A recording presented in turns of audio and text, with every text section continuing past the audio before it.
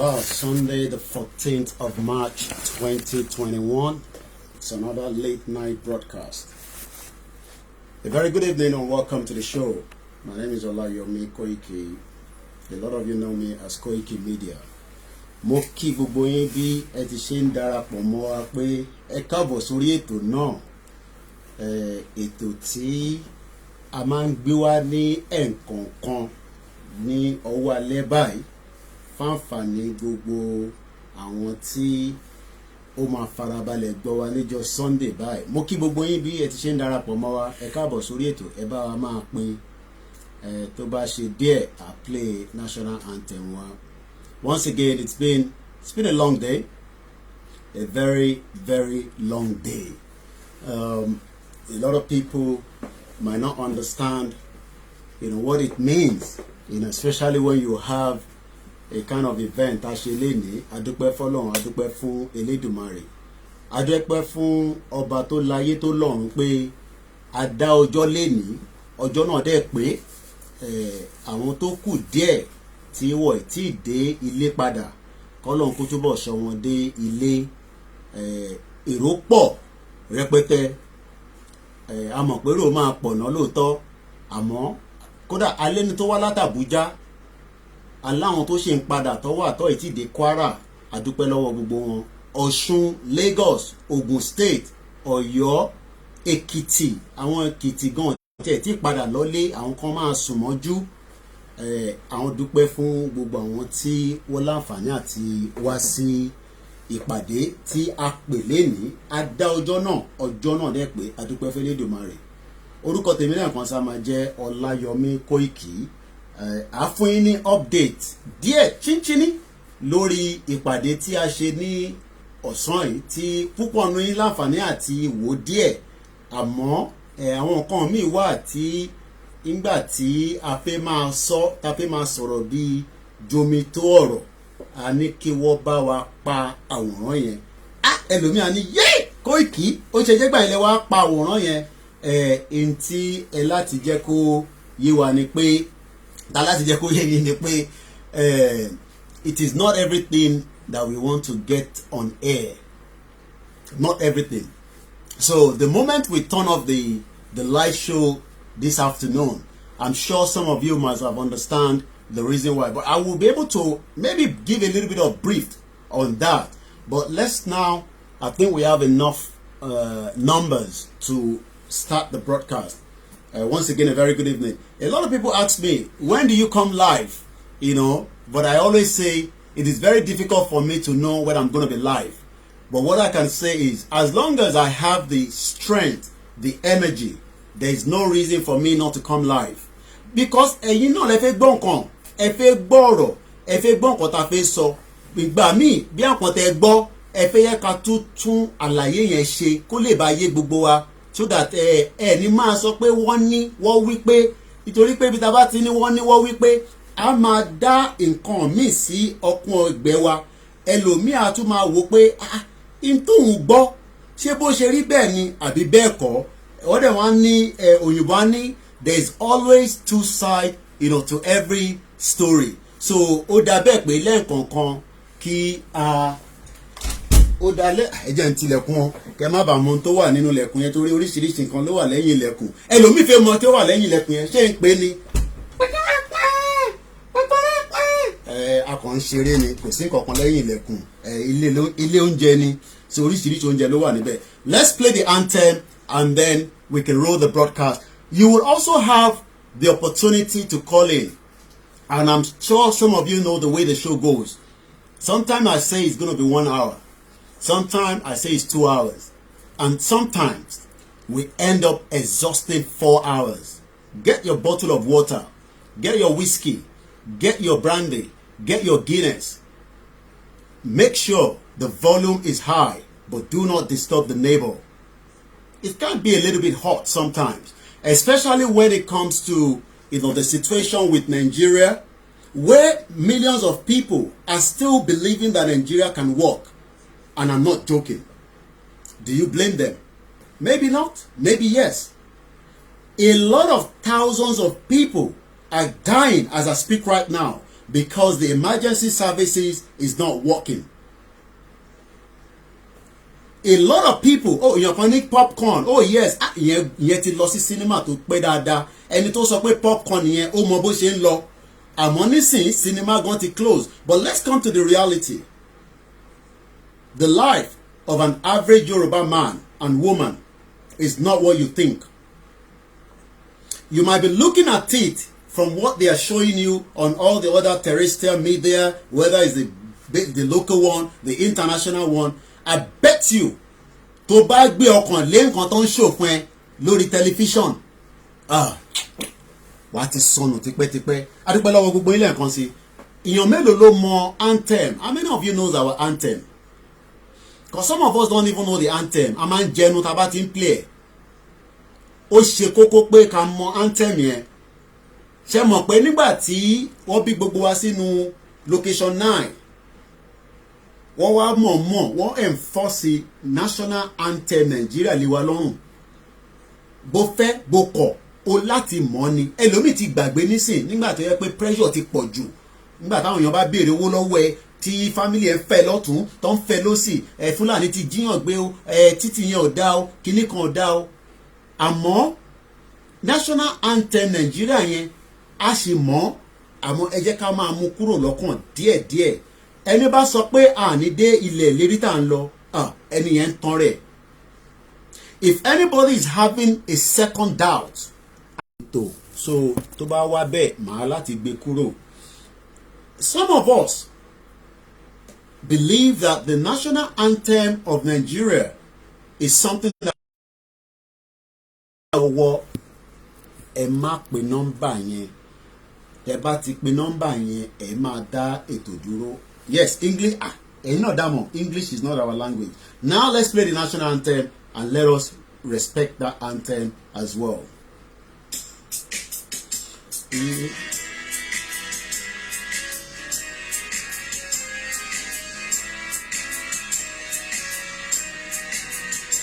Iṣẹ́ wa fúnlẹ̀ wa, forílẹ̀-èdè wa. Kàgbéga, kàgbéga, kàgbéga fàlèrè. Ìgbàgbọ́ wa ni pé bá ti bẹ̀rù làbọ̀ mọ́. Ká ṣiṣẹ́, ká ṣiṣẹ́, ká ṣiṣẹ́, ká jọlá. Ìṣọ̀kan àti òmìnira ni ẹ jẹ́ ká máa lépa. Tẹ̀síwájú fọ̀pọ̀ ire àtòhun tó dára. Ọmọ Oòduà dìde, bọ́ sípò ẹ̀tọ́ rẹ.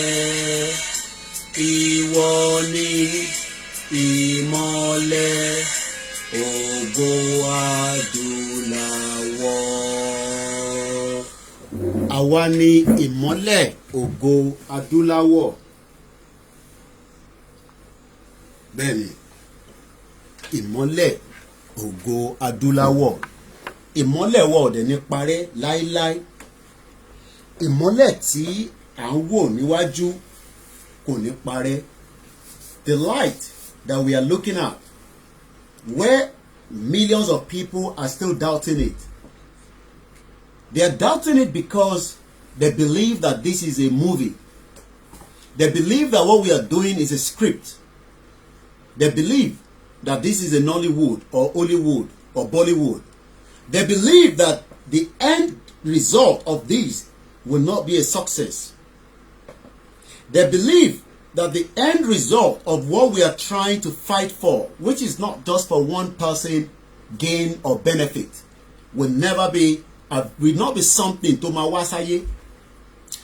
Tí àwọn tó bá wá ní ìgbàgbọ́ àti ọkàn pé ìntàgbédání kò ní wá sáyé, ẹnìyàn tí understand ìtàn pè ní Yorùbá, ẹni náà tí mọ ibi tí à ń lọ.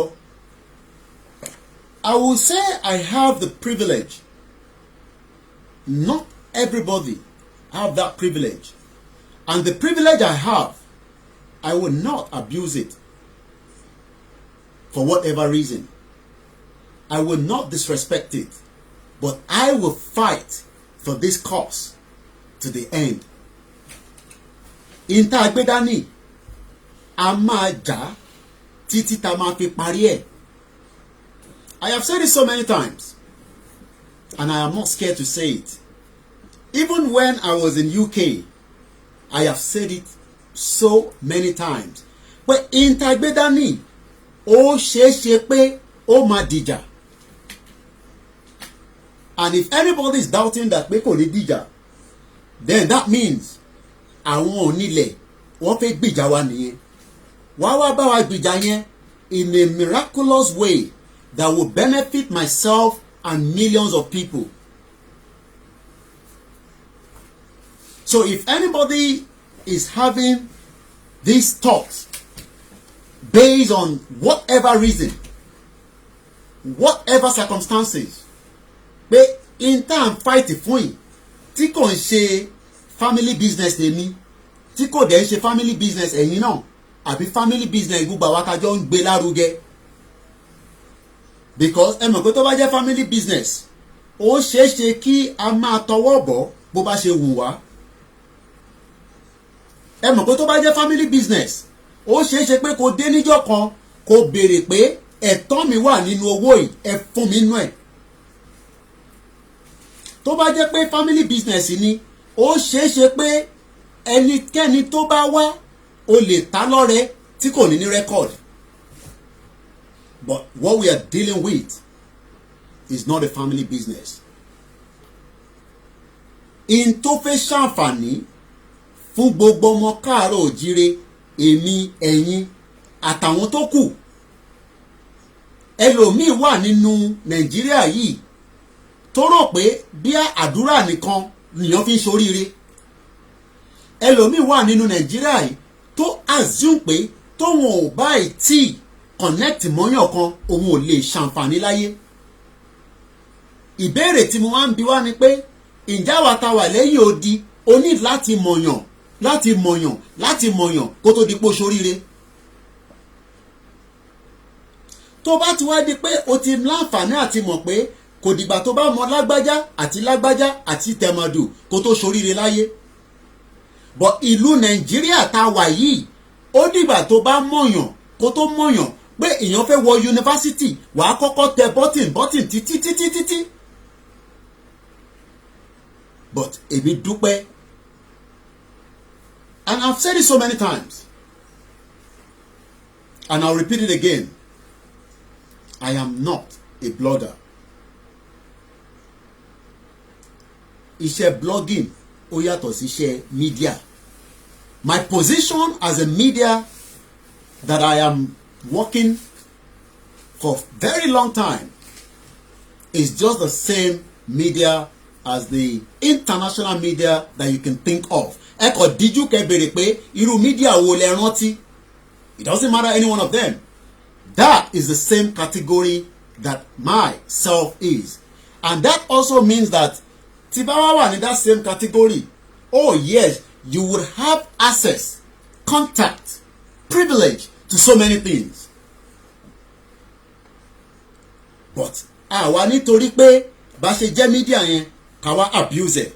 Ẹ̀rọ pé tí wọ́n bá ti abuse ẹ̀, ó ti di pé ò ní yìnbọn nìyẹn. And in táwa gbé dání as a media platform is different from blogging. And there's different categories. Ibi tó bá fẹ́ gbére sí, wàá ti máa ṣiṣẹ́ yẹn bọ̀ kó tó dé stage kan. And I know that ibi tẹ́mi gbéra mi sí from the media perspective, òun ló ń fún mi ní opportunity irú ìjà tá gbé dání tí mo tẹ̀ mọ̀ kó máa wá sáyé rí. Tó bá sọ fún mi pé 2 years ago ọ̀rọ̀ Yorùbá nation ló máa gbé dání, màá fẹ́ lè sọ pé kò lè rí bẹ́ẹ̀. Tó bá fi tó mi létí pé ó ṣeé ṣe pé àwọn kan á máa wà lábẹ́, wọ́n á máa gbọ́rọ̀ sí ẹlẹ́nu, wàá máa direct, wàá máa ṣe oríṣiríṣi, I will dispute it. But what I know is àṣìṣe media yẹn débi kan pé ó fún wa ní access sí anywhere in the world. And it doesn't matter wherever in the world, the media is the most privileged. Tó bá sọ pé ibi tí media lágbára dé, ẹ mọ̀ pé tí wàhálà bá dé, gbogbo àwọn tí wọ́n rò pé Koiki Media is just, a kàn sọ pé Koiki Media, bóyá wọ́n kàn rò pé a fọ́ọ̀mù orúkọ yẹn la ṣe ń pè ní Koiki Media. Ẹ mọ̀ pé àwọn media dìde lágbàáyé nítorí pé a ti ṣiṣẹ́ débẹ̀. So ìtagbédání, and that is why I always also try to speak a little bit of English, because I carry along the international media that are watching based on the same privilege that I am watching them as well. So tabawa di pé àwa gbé ètò in tí ó jàǹfààní fẹ́mi, àǹfààní wà ńbẹ̀, ẹ rò pé mo ní jàǹfààní ni. Oh yes, I must have the benefit inside what we are fighting for. Ẹ béèrè pé kí ni benefit? I want my name to be remembered for a very long time. Orúkọ ló máa rántí for a very long time. Orúkọ òun ló máa rántí. Nítorí pé orúkọ yẹn, tó bá wá rántí orúkọ yẹn for a very long time, á jẹ́ pé ẹni yẹn ti wáyé rí, ó ti lo ìgbẹ́, ó ti wá lọ. Kọ́lọ́n jẹ́ ká lo ìgbà tó dáa. But the question a lot of people are asking is it truly that we will get Yoruba Nation? With all these agitation, with all these hula-la that is going around? And I'll clarify a few things just for prosperity and record purpose. Today is the 14th day of March 2021. What we need to understand is my arrival to Nigeria, èmi nìkan àti Chief Sunday Adeniyi Adeyemo Igboho-Oòṣà nìkan ló wà aware of it. My coming to Nigeria was between myself and him, not more than those two. And this has been something for more than 6 months. Látijọ́ tí ẹ̀bí ti sọ pé kémi àti bàbá yẹn ká connect, I have told him categorically kó tẹ̀ tó di pé a máa lọ Ìbàràpá táwọn kan wá bẹ̀rẹ̀ sí dá sọ̀rọ̀ Yorùbá Nation. Ẹ mọ̀ púpà tí wọ́n lọ Ìbàràpá ló jẹ́ káwọn kan dá sọ̀rọ̀ Yorùbá Nation. Nígbà tí a lọ Ìbàràpá ló jẹ́ kí àwọn mélòó kọ̀ọ̀kan kó dá sọ̀rọ̀ Yorùbá Nation. But since around the time Tolulope Arotile was killed, network, one of the, okay, it's back. Ẹ má bínú, mọ̀nàmọ́ná Nigeria ni, location 9. Some of us have not even understand that July or whereabout nígbà tó pa Tolulope Arotile ní ẹ̀mí sọ pé èmi àti bàbá tẹ́ ń pè ní Ìgbòho la máa connect. Èmi bá tèmi lọ gẹ́gẹ́ bí in tí màá sọ pé ó wà lọ́kàn mi láti sọ. But what a lot of people don't understand is Chief Sunday Adeniyi Adeyemo Igboho-Oòṣà, from the time ta connect, I gave him one assurance, and I told him categorically pé ìjà tí agbédání, I will be personally on ground to support you and the rest of all the Yorubas that are fighting for the same cause.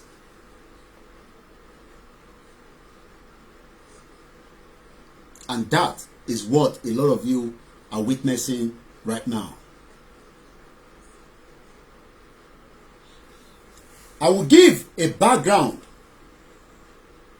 to some of the activities of what took place today that was organized by all the other team. I didn't organize it. But àwọn tó gbé pàdé yẹn dìde, àwa wá ṣe tí wọ́n ń pè ní ẹ̀tọ́ láti make sure pé ètò yẹn ó wá sáyé adẹ̀ríṣe. And that is the video that some of you watch this afternoon.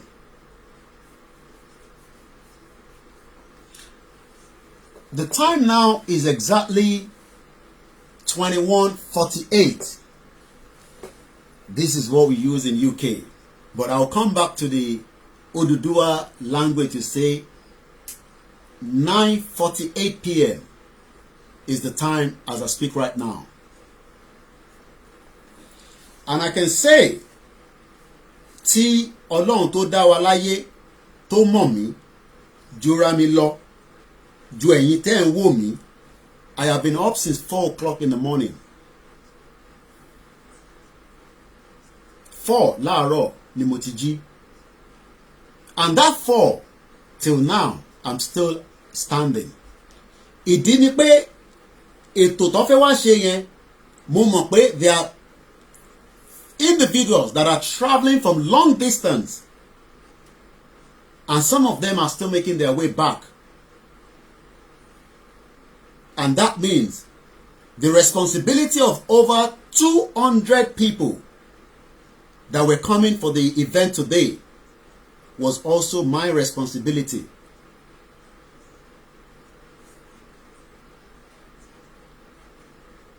And I give glory to the Creator pé a rí ètò yẹn ṣe, Ọlọ́run dẹ̀ bá wa fún ṣe. And yes, definitely at every event, no matter how small, a tún rí awuyewuye kan, but a dúpẹ́ f'Ọlọ́run pé a paná àwọn awuyewuye yẹn, and everybody went home happy. A bára wa sọ̀rọ̀ gẹ́gẹ́ bí ọmọ, gẹ́gẹ́ bí ẹ̀gbọ́n, gẹ́gẹ́ bí àbúrò, lórí pé ìntàgbé dání ọ̀rọ̀ Yorùbá nation yìí, no going back. Ẹni bá wá sọ pé we are going back, àfọ̀hún lẹ́sọ̀dọ̀ Ọlọ́run, but àwọn ò ní gbà. Gbogbo tó bá dẹ̀ gbà la máa fún. But as everybody knows that the Yoruba nation that we are discussing, having conversation, as at last year, the question everybody was asking is, ǹjẹ́ action máa wà nínú ìrìn àjò yìí? Gbogbo àná là ń sọ pé ẹ ti sọ̀rọ̀ jù, ọ̀rọ̀ ti pọ̀ jù, ẹ jẹ́ a minimize ọ̀rọ̀ tá à ń sọ. Ṣé mọ̀ pé gbogbo bá ṣe ń sọ̀rọ̀ yẹn, àwa kan prepare bí èmi pé mo fẹ́ wá sísàlẹ̀. Èmi ò mọ̀ tẹlòmí o, ìtorí pé inú ara mi ni mo mọ̀. Àwa kan gbáradì tó dẹ̀ ń ṣe mi nìkan ni mo wà nísàlẹ̀, because I can confirm there are at least more than 20 other individuals that have traveled down for this purpose, and they don't even know when they're going back, and they are working around the clock. Literally does not mean because you don't see them on the show like us. Kò mí pé àwọn kan wálé, àwọn kan ti relocate wá sí Nàìjíríà láti wá defend ilẹ̀ wọn. So at that junction, I dúpẹ́ pé I was part of those that came down in the midst of what everybody thought was never going to happen. I dúpẹ́ f'Ọlọ́run. In the midst of what anybody tó bá sọ pé gbogbo ẹ̀yin tí ẹ̀ ń wò mí, gbogbo ẹ̀yin tí ẹ̀ ń gbọ́ mi, ẹ̀yin gan máa believe pé Koiki máa wá sílé, percentage yẹn á fẹ́ jẹ́ 3%. Nítorí pé ọ̀rọ̀ tí mò ń sọ jáde nílùú òyìnbó, ọ̀rọ̀ tó le gidi ni mò ń sọ jáde, débi pé mo ní máa jó Nigerian embassy. So a lot of people were not convinced that this boy tó ń sọ̀rọ̀ yìí ó máa wálé. Some of my colleagues called me pé má wálé rárá o, má tẹ̀ jẹ́ kó rí ẹ nílé rárá. Tí bá wá wo ọ̀rọ̀ yẹn nígbà mi tí bá dá jókòó, tó bá ní kí n má wálé, má wá pé kí ló ń bà wá lẹ́rù gan? Why are we scared? Kí ni ìbẹ̀rù wa? What is the purpose of life if we are scared? A ní a gbé Ọlọ́run dání, a mọ Ọlọ́run, ní ti Kristẹni, ní ti Mùsùlùmí, ní ti ìṣẹ̀ṣe, and then we are scared of human beings. That means we don't know what we are doing. But I gave the assurance to the Creator to dá mi pé I will be personally on ground myself, and I give glory to God. Nígbà tí mo wá dé, ǹjẹ́ mọ̀ pé tí yàn bá máa dé sílùú nígbà míì, but because I was never scared of coming home, there was nothing bothering me of coming home. Kò dẹ̀ ń ṣe pé wọ́n lé mi kúrò níbi tí mo ti ń bọ̀, but mo wá sílé láti wá darapọ̀ mọ́ gbogbo àwọn tí à ń bẹ̀ níṣẹ́. Gbogbo àwọn táwọn bẹ̀ níṣẹ́ yẹn, some of them are seeing me for the first time today. Gbogbo àwọn tó láǹfààní àti máa wò wá ní Nàìjíríà, a lot of them saw me for the first time, and I felt the bond between me and them. Ó yàtọ̀ sí ọ̀rọ̀ ìtajọ́ ń bára wa wò nísìn tẹ́ ń wò mí láti ibi tẹ́ ti ń wò mí.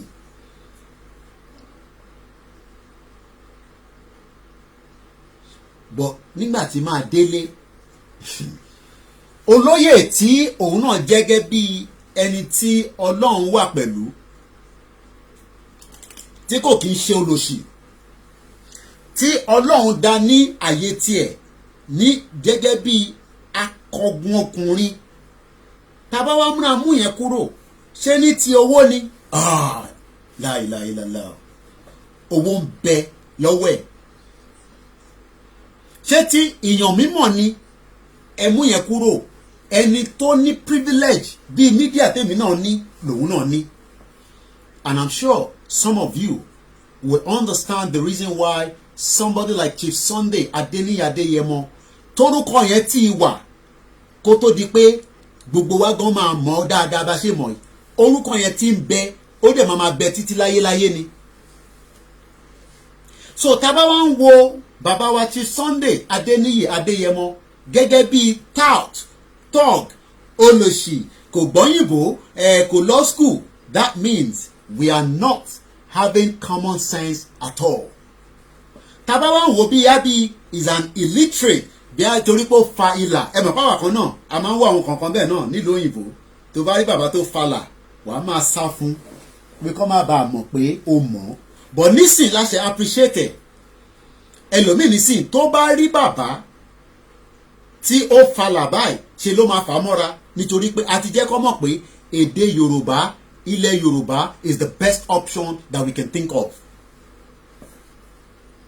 But because some of us that are looking at the picture from outside and have had a name like his caliber, for whatever reason, ẹlòmíì wá ń wò pé bóyá ẹni yẹpẹrẹ ni ẹni tá à ń sọ yìí.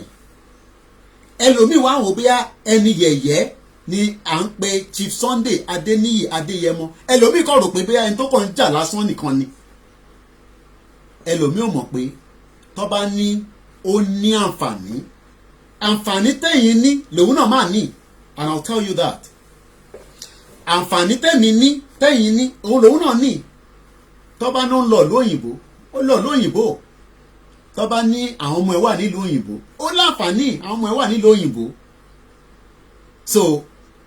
So what is the difference between us and him? But because a lot of us are skeptical. But nígbà tí èmi máa wọ Nàìjíríà, ojú ogun lèmi dé sí, mo dẹ̀ dúpẹ́ fọ́lọ́run. Nítorí pé ẹni tó ti ń pariwo ogun gẹ́gẹ́ bí àwọn ọmọ mi tó ń bá mi ṣiṣẹ́, tó bá ní Koiki Media bringing the war. Mo ní ẹ ti mọ̀ pé máa gbógun wá ni, because it is meant to be Koiki Media bringing the world closer to your doorstep. Ǹjẹ́ àmúdọ̀ yẹn wá sí ẹ̀kúnlé yín? Ẹlòmíì kò dé ibi tí information wà, but information dọ́dọ̀ ẹ̀. But what I want to clarify is, calls kept coming in the last 3 hours. What are the calls? That my sister Maureen is on a show having a program.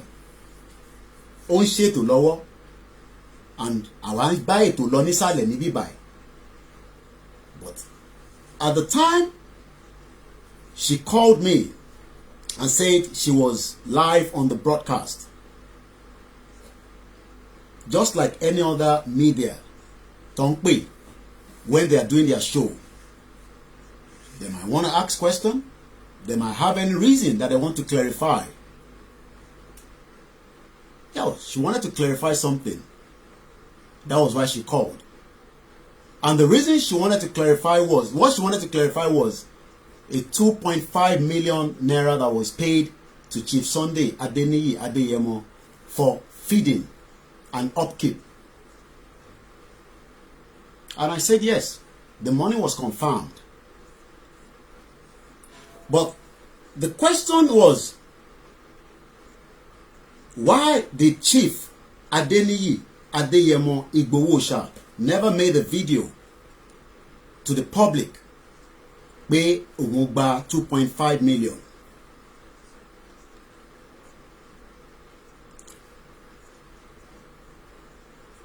Ó ń béèrè pé kí ló dé tí chief kò jáde pé òun gba 2.5 million.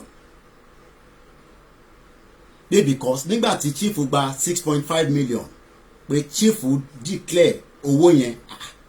And I was trying to explain that that is a different thing entirely.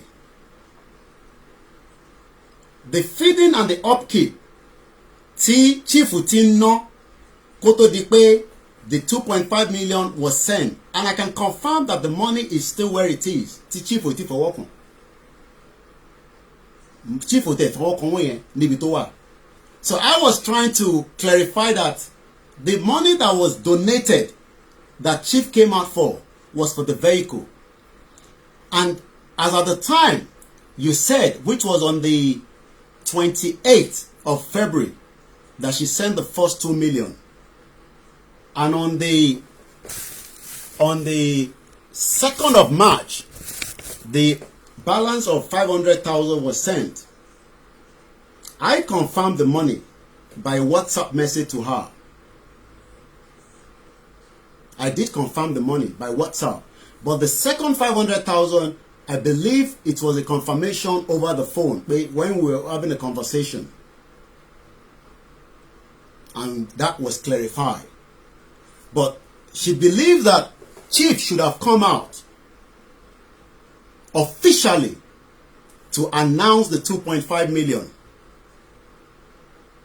Mo wá bi pé ṣé ẹ sọ fún wa pé tí a bá ti gbowó yìí o aláti jáde ní fídíò ká sọ pé owó oúnjẹ tí àwọn diaspora àtàwọn tó ń ṣe diaspora àti owó aláta àtowó elépo, which I said a statement. And I'm sure a lot of you had that statement. Fún ẹ̀yin tẹ́ láǹfààní àti wo show yẹn. What is the big deal? A lot of people were not happy with that statement. I saw some of the comments, some of the calls that came through. But ẹ rántí pé regardless of what I have said, ìyẹn mo ṣe sọ pé I woke up at 4 a.m. I have àwọn ọmọ Yorùbá tí wọ́n náà fẹ́ defend wa, and they are still making their way back as far back as Abuja. Ìgbà tó fẹ́ dé Abuja mo ì tí mọ̀. Orúkọ tiwa dẹ̀ ni wọ́n fi wá pé àwọn ń bọ̀ ní Ìbàdàn láti wá darapọ̀ mọ́ wa.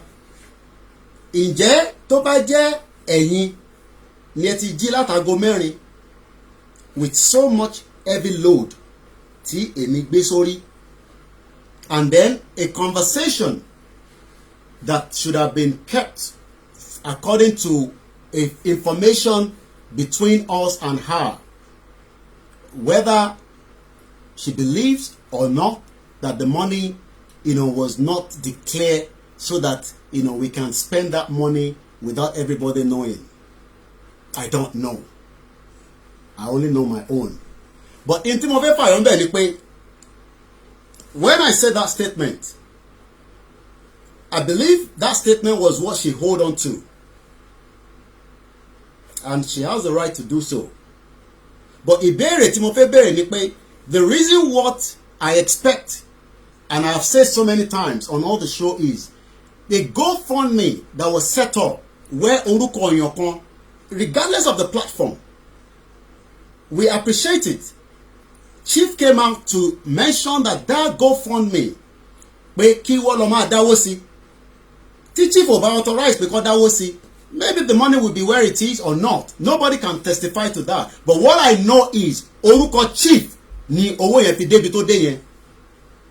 And everybody can confirm that, regardless of what platform that set up the payment. Orúkọ chief wá jẹ́ gẹ́gẹ́ bí yẹpẹrẹ ni. Ẹni tó jáde tó ń bá Fúlàní fa wàhálà, ọkọ Fúlàní fún rẹ̀. And I said it. He is not an hungry man, but he appreciates that pé àwọn ọmọ Yorùbá dìde, wọ́n fẹ́ fi ìrànlọ́wọ́ tiwọn, wọ́n fẹ́ fi support ní tóun ṣe.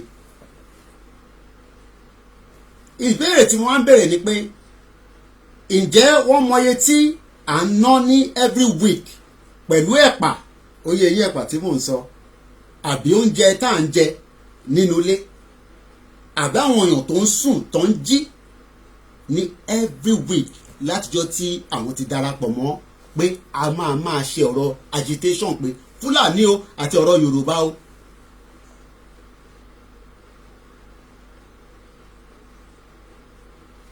But what I want us to understand is we haven't got any problem. But the question that so many of you are asking us, which is not me, is where is the money for the GoFundMe? And I have clarified that based on the information that we have been given. Gbogbo yín lẹ ń bi wá ní gbogbo ìgbà, bẹ́ẹ̀ ṣe ń bi èmi, lẹ ń comment, lẹ ń pe chief, lẹ ń pera yín, where is the money? Àti dáwó sí orí GoFundMe, but why is this money not coming out for the purpose of what the money is meant for?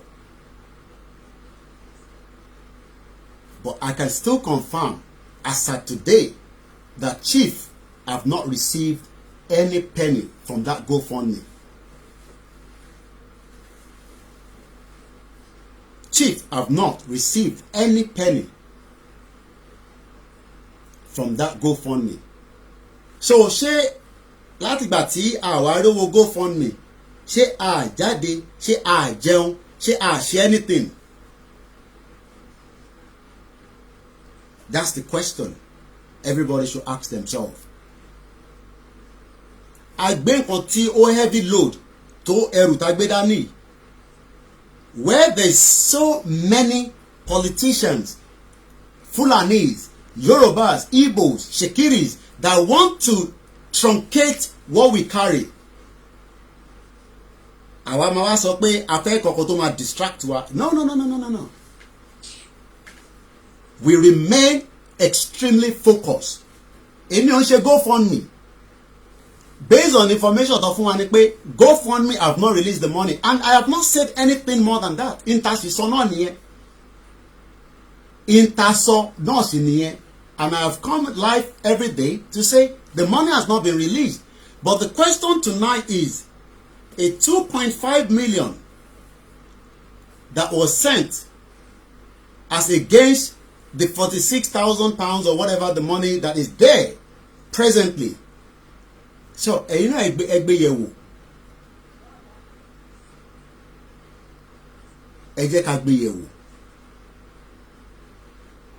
We are talking about money that was donated across the globe on one person's name.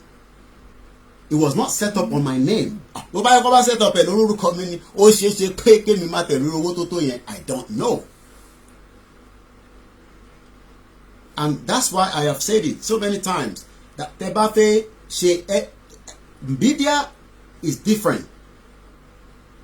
Media has the right to request payment, donation from the public, and it is done across the globe. It's ethical. But what we need to understand is we haven't got any issue with anybody, but as at now we have not received any dime based on the information that GoFundMe is still holding the money. And now tí Fúlàní pa ní Ṣakí lálẹ́ látọ̀sán, jàǹbá tó ti ṣe ní Ṣakí kò ṣe kékeré. Fúlàní gbéyàn ní last week wọ́n sọ 15 million. Ìjọba ń ṣe tiẹ̀, wọ́n lúkàlùkù ń ṣe tiẹ̀, and we will then get distracted? I don't think so. I understand. We all have different platforms that we watch, we listen to, and then, you know, we can react any way we want. But in tí mo fẹ́ kó yé wa ni pé tẹ́ bá rò pé bóyá torí owó ni Koiki ṣe gbé ọ̀rọ̀ Yorùbá dání, you're all joking. Tẹ́ bá dẹ̀ rò pé bóyá torí owó tí a dá tí àìtí gbà ni ó máa díjà lẹ̀ láàrin èmi àti chief, because ẹ̀mí ló jọ ń bára wọn ṣe. We're gonna open the phone line so that we can, as I always say, balance the conversation. We open the phone line for maybe about 30, 35, 40 minutes. And then I will come back and brief you on the way forward. The force majeure that we all know will expire next week. What is the way forward? How do we move forward in terms of the force majeure? Ibi táwa ń lọ ṣàdúró lé o. Àwọ̀ ọ̀dẹ̀ àdè yàbáì àyàbáì. Ibi tá dúró sí, confirm, I will say it every time. Ìjẹ̀bú-Òde a máa parí eré ìdàgbé dání. A máa complete. A máa complete o. Èmi àtẹ̀yin lájọ máa complete. So don't let us get distracted. Oh yes, inú lè bíyàn kó sọ anything. Ìyẹn ò mí pé ọ̀dẹ̀ ni àwa. We are all very, very intelligent. We are all very, very smart. But we are talking about a payment that is over £46,000 as against a feeding that was given, and that money is still there. Chief of Owokon níbi tó wà. Ẹ jẹ́ ká lọ sọ́dọ̀ ẹni tó wà lórí ìlà. Ẹ bá wa ṣe ní kíákíá, ẹ sọ orúkọ yín, ẹni tó bá ti pè, ẹ sọ orúkọ yín àti ibi tẹ́ ti ń pè, kí ẹ bá wa dá sí ètò náà. Ká máa bá ètò yẹn lọ. Ẹ gbóhùn sókè bàbá mi láti ìlú òyìnbó, mo mẹ́ni tó ń pè, ẹ káàbọ̀ sórí ètò.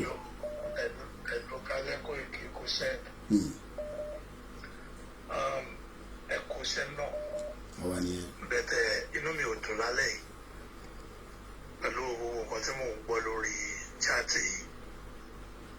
In fact, omi fẹ́ lè máa bọ́ lójú mi because mi ò expect kí nǹkan báyìí máa wá sáyé. And one thing tí mo fẹ́ ká mọ̀ ni pé a fẹ́ jàjàgbara wálẹ̀ ni. Whatever name we want to give it, war ni. And it has to do with security. Bẹ́ẹ̀ni. Sẹ́rí gbogbo àwa tá a dá owó abẹ tó ṣe bá tó ṣàwùwà ní kọ̀ọ̀kan àtẹ̀tún gbogbo ẹ̀ tó pẹ̀lú nínú kínní. Mo fẹ́ ká mọ̀ pé even if you are an accountant, it doesn't have to do with security. If you are a billionaire tó ní lè ṣe tó ní gbogbo ẹ̀ kò ní ṣe pẹ̀lú security.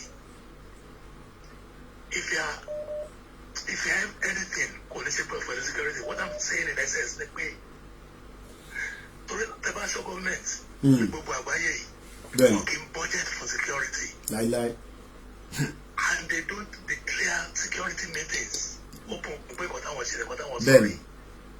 It's a shame pé mo tiẹ̀ tó pọ̀ lẹ́nu ẹgbẹ́ tó sọ o tó mention £46,000 kan sọ̀rọ̀ 2.5 million.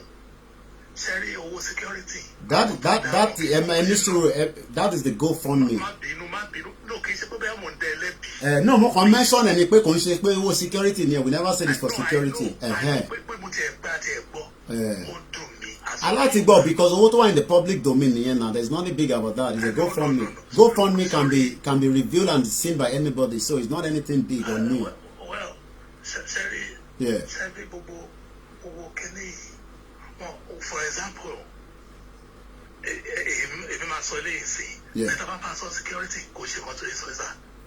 owó mi wọ́n máa ná ni pé wọ́n pa àwọn èèyàn wọ́n ṣọjú wọn bá kọ́ wọ́n bẹ́ẹ̀rì wọn dànù wọ́n máa ná owó síbẹ̀ ó sọ̀rọ̀ kan ní wọ́n ra ẹ̀pà kì í ṣe ẹ̀pà tá à ń jẹ lẹ́nu bọ́rọ̀ security ṣe nìyẹn wọn kì í sọ nǹkan tó ń fi owó ṣe kò ń ṣe nǹkan tó ń sọ síta ẹjọ́ ẹni tó bá jẹ́ accountant ẹni tó bá fẹ́ mọ bí ọ̀rọ̀ owó ṣe fẹ́ gbogbo ṣe rí kì í ṣe nínú nǹkan tá à ń ṣe yìí lèèyàn ti ń mọ̀ ẹja tó fẹ́ lómi láyè ẹja tó fẹ́ lómi láyè kí ó lè tètè ẹja tó fẹ́ lómi láyè torí pé àwọn tó fẹ́ dá sí pọ̀ ìyẹn náà la ṣe máa ń sọ lórí ètò yìí pé gbogbo ala ní ìmọ̀. I always say it, I am not the bravest but pé lórí tí mo gbé dání a máa jáde lẹ́ni pé àní kúrò ní Yorùbá nation pé àní kúrò ní Nàìjíríà wàláì. We would fight this till the end. A máa jáde lẹ̀ ẹ bá mi ò ti background kẹgbọ́n sókè ẹ káàbọ̀ sórí ètò. Ẹ káalẹ́ o, ẹ kú iṣẹ́ takuntakun mo ti pè tẹ́lẹ̀tẹ́lẹ̀ nírọ̀lẹ́ yìí lórí mo rí ṣó tí mo rí ṣe lórí page tó ń bínú tó ń para pé wọ́n ní wọ́n ń bóun pé kinní kan pé kinní but èmi ìgbà tèmi náà gbọ́rọ̀ yẹn mo wá torí mo pè kò gbé mo wá tẹ̀sẹ̀ mo ní but GoFundMe yẹn ó yẹ kọ́ mọ̀ pé wọ́n máa ní ìdẹ so kí wọ́n á tì tó ṣe ń bínú kí ló ń dá dúró kí ló ń dá owó yẹn dúró tó fi di pé bóyá wọn àgbà bó tí ìrówó yẹn gbà after all orúkọ bàbá náà fi ṣí torí pé orúkọ bàbá táwọn èèyàn dẹ̀ gbọ́ làwọn èèyàn ṣe dáwó gan síbẹ̀ so kí ló wá dá owó yẹn dúró torí èmi gan mo wà offset ẹ dẹ̀ mọ̀ pé owó yìí ni a need face major ló ti fẹ́ parí tí face major bá parí sí kí làwọn tó fẹ́ ṣẹlẹ̀ ìgbà olówó yẹn fẹ́ jáde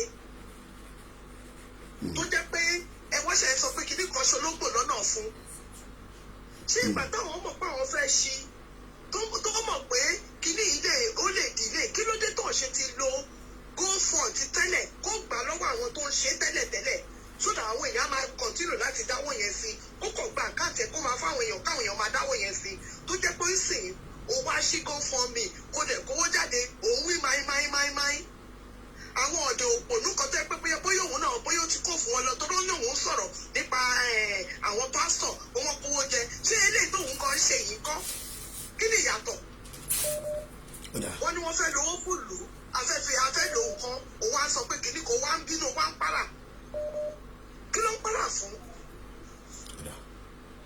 ẹja tó fẹ́ lòmí láyé torí kí a lè náà tó máa pè lórí ètò lẹ́ẹ̀kan sí ìtagbédání Yorùbá nation agitation we come in different forms and shape àwa wà nísàlẹ̀ àwọn ọ̀nà ti kankan àwa dẹ̀ fi fàdílẹ̀ ní tó bá fi já sí kó já sí pé àní lọ yẹn ìyẹn lèmi máa ń sọ fún yín pé ẹ fọkàn balẹ̀ gbogbo wa ní òòṣà gbogbo alájọ ní ilẹ̀ káàárọ̀ òjire abẹ máa fàdílẹ̀ nítorí pé àwọn tó fẹ́ jẹ́ ká lọ ìrọlọ́pàá a máa kúrò ẹ tó bá ti ń pè ẹ bá mute background ẹ lè gbọ́ra yín kẹ́ tó máa gbọ́ra yín lórí fóònù kò possible. àwa nìyẹn.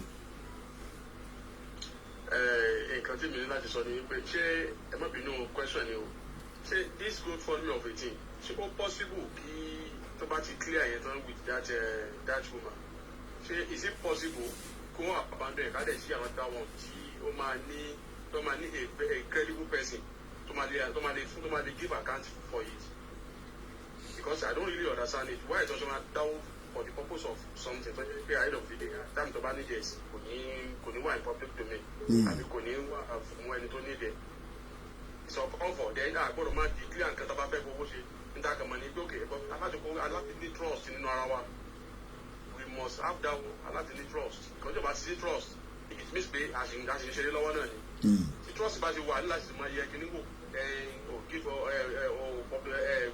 sọ yí pé ẹ ti gbowó ẹ sọ pé no àdúntì bọ́yọ̀ ṣe gbowó nídìí yẹn wọ̀nyí wọ́n ṣe máa dídì bí chief sunday kọ́ṣẹ́ máa kọ́ sí public pé kọ́ṣẹ́ máa kọ́ wọn gbowó wọ́n ti rí bá ti lè confam ẹ̀ iṣẹ́ náà don't have trust nínú ara wa kí ni tá ń gba agitation.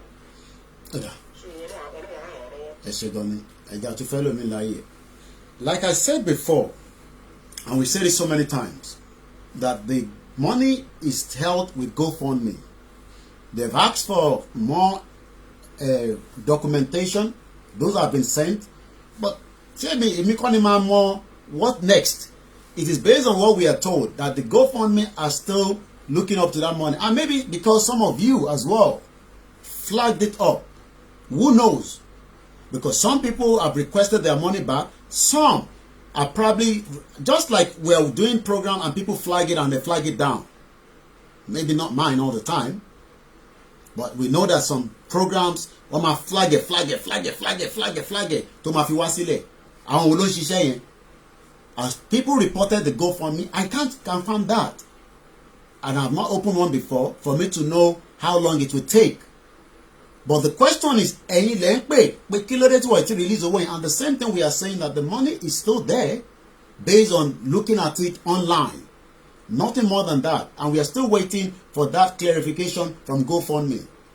But I think the 2.5 million that has been sent has now been the overshadow of the 46,000 that has been donated on behalf of one person's name that we need to remember, regardless of the platform. We have not condemned the platform. We have not rubbished the platform. What we have just said is that payment have not been released. Nothing more than that. I haven't come on air and said anything different from that. But what I have been told is that we did not come out to appreciate the 2.5 million that was sent for the feeding and the upkeep. Let's go straight to another caller that is live with us. Ẹ bá wa ṣe ní kọ́mọ́kọ́mọ́ so that kí a lè ẹ má tún gbọ́ra yín. Ẹ má gbọ́ra yín. Ẹ gbóhùn sókè. Ẹ go ahead. Ẹ kálẹ́.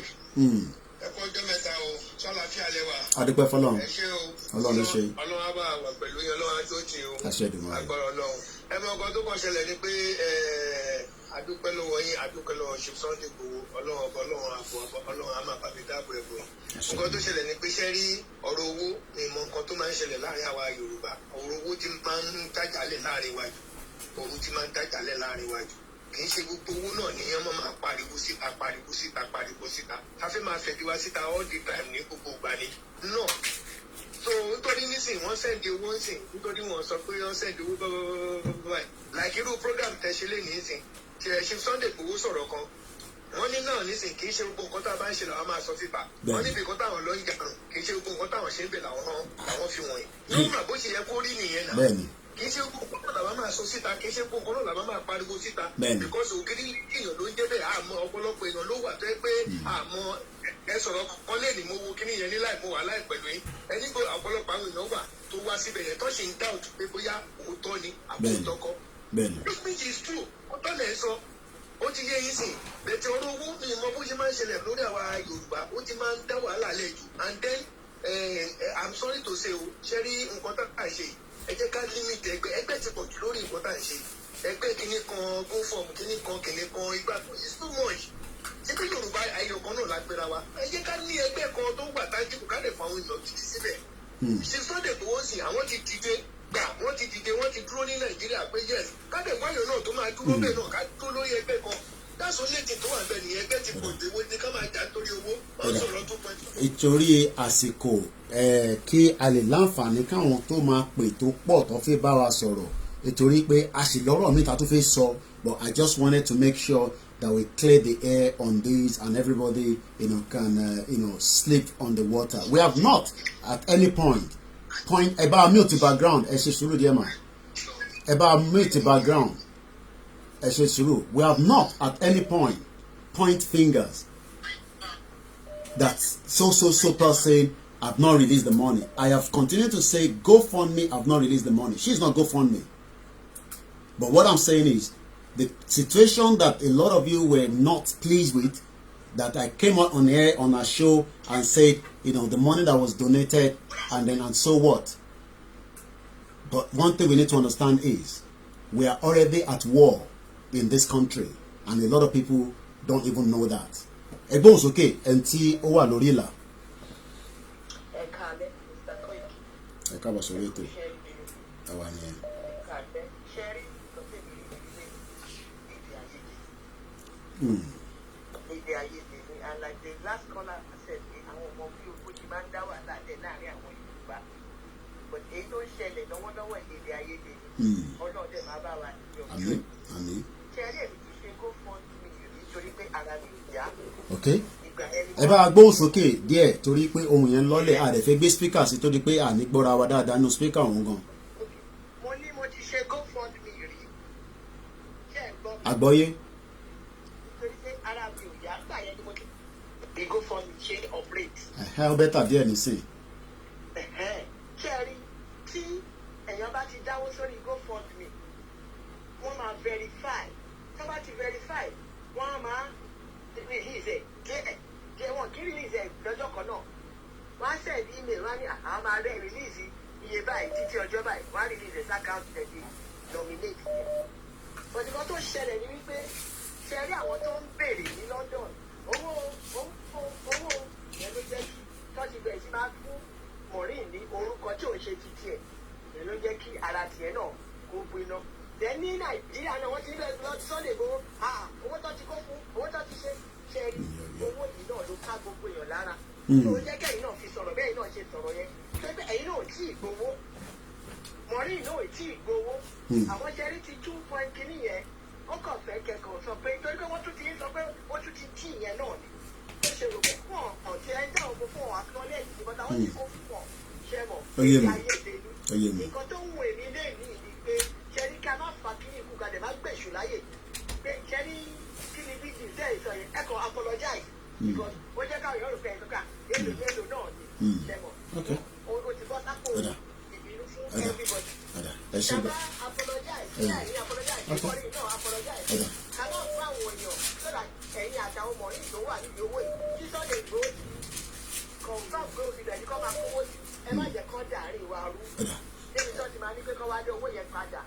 ẹja tún fẹ́ lòmí láyè torí àsìkò a rẹ̀ sì ní ètò tí a sì ń bá lọ tí àìtí parí a ṣẹ̀ṣẹ̀ mẹ́yẹ bọ̀ lápò ní eléyìí testing ní ẹ kúkú mọ̀ mí a sì máa bára wa fa wàhálà pẹ̀lú ìjọba Nàìjíríà force majeure ó mà ti délẹ̀ tán ẹgbóhùn sókè.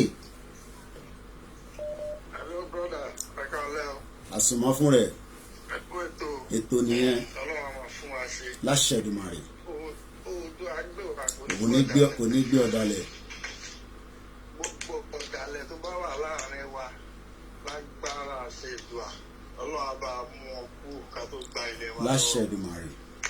Ẹni tó bá ní kò ní ṣojú òun lẹ́yìnlẹ́gbára Ọlọ́run ẹ̀yìn ẹ̀ láti máa gbà. láṣẹ Èdùmàrè. Ṣé rí ọ̀rọ̀ owó ẹ máa gbà mí láàyè mo lè take time dẹ̀ kí ẹ má yẹ kó pẹ́ o tẹ bá ti take time máa kọ́ọ̀lù pọ̀ rẹpẹtẹ ẹ ṣe ní kíákíá cause so many callers. Ṣé rí ọ̀rọ̀ owó ó máa ń dìjà ọmọ ìyá méjì ó máa ń dìjà ẹ̀gbọ́n tàbúrò ó máa ń dìjà bàbá àtìyá lóríṣiríṣi owó lágbára wàhálà ti ṣe sùúrù torí reason ni pé nǹkan tá a gbé dání ṣẹ́rí gbogbo àwọn tí à ń sọ pé àwọn ọba àwọn politician gbogbo owó tá à ń sọ yìí kò tí ì tó owó 0% kan tó ti jí mọ́ wa lára à ń tọ́ra wa ní. even though tábà sọ pé a dá 50 million pounds à ń jà nítorí ẹ̀ bàbá anybody tó bá wà lórí platform kó máa gbọ́ mi àsùnmọ́dún sọ̀rọ̀ kò tí ì tó nǹkan tá a lè bára wa jà àtọ́ reason tí mo sọ bẹ́ẹ̀ ni pé UK ń sọ pé àwọn fẹ́ release 4.2 million pounds. bẹ́ẹ̀ni owó jígbé owó tí ìborí ti jí láti 1999. ọlọ́run mẹ́tọ́ ti yọ ọ́nú ẹ̀. ṣé UK jẹ́ bank tó ń tọ́jú owó pamọ́ ní 1999 tán fi 4.2 million pounds tán declare tán fi ṣòwò tán fi ṣe ẹni tí àwọn ọ̀dẹ̀ kó pamọ́.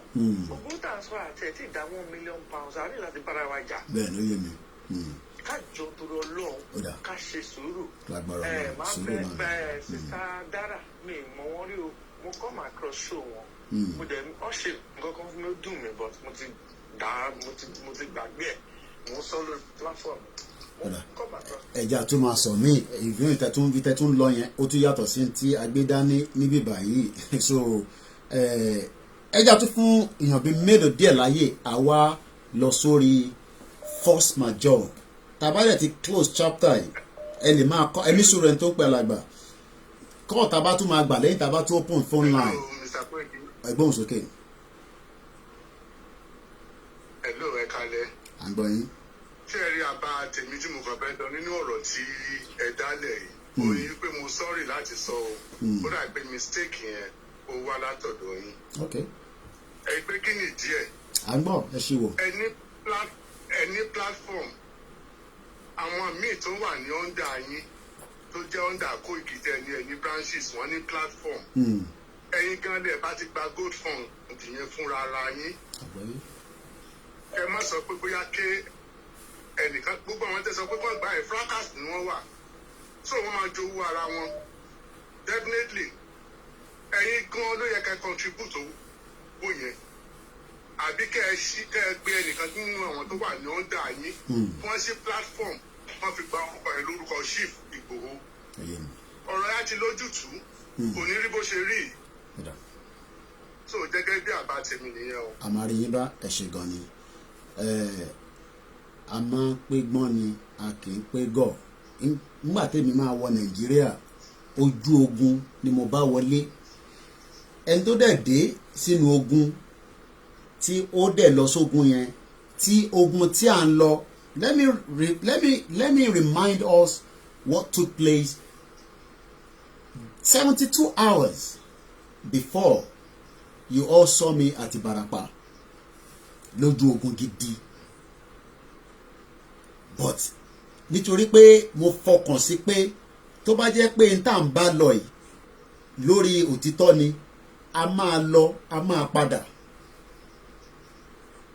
Ọlọ́run dẹ̀ ṣe a lọ a padà lóòótọ́ kìíní yẹn ó ń jáde sound yẹn ń jáde ó ń feed padà mo mọ̀ tó ń feed inú ẹ̀ bá kìíní every sound ẹ bá mute ẹ̀ bí a ti iPad yẹn so èyí tí mo fẹ́ fààyàn bẹ̀ ni pé the Ìbàràpá was a Friday I think I remember as a Thursday tèmi àti olóyè ta ṣe ń sọ̀rọ̀ títí dòru nígbà tá a dé láti Ìbàràpá ni mo rí pé Ọlọ́run kó wa lọ kó wa padà but something was missing along the line and that was the transport. Ibi tọ́rọ̀ gbogbo bọ́ọ̀sì ti jáde ní ẹ̀ngbọ́yàn that's the genesis of where the buses came out and I came out and say I need the bus I think need the bus I need the bus but as at that time nǹkan ṣì ń gbóná rẹpẹtẹ so it would have been difficult for me to say you know yes I understand to set it up was not the problem but ìyàn kan ti set it up and we appreciate it and the question a lot of you have been asking is why has the money has not been released èmi kọ́lẹ̀ ẹ̀yìn bẹ́ẹ̀ lẹ́ ń bí wá. And we've been able to tell you, based on the information that we've received, that the money is being held by GoFundMe, not by the individual that set it up. What else do we say on that? I move to the force majeure. What should we be expecting? What are we thinking? 90 days. Ǹjẹ́ ní kankan tẹ̀ ronú pé within the last 90 days kí ló lè jáde nínú ẹ̀? Diplomacy they say works. But what about if that diplomacy does not work? What should be the end result?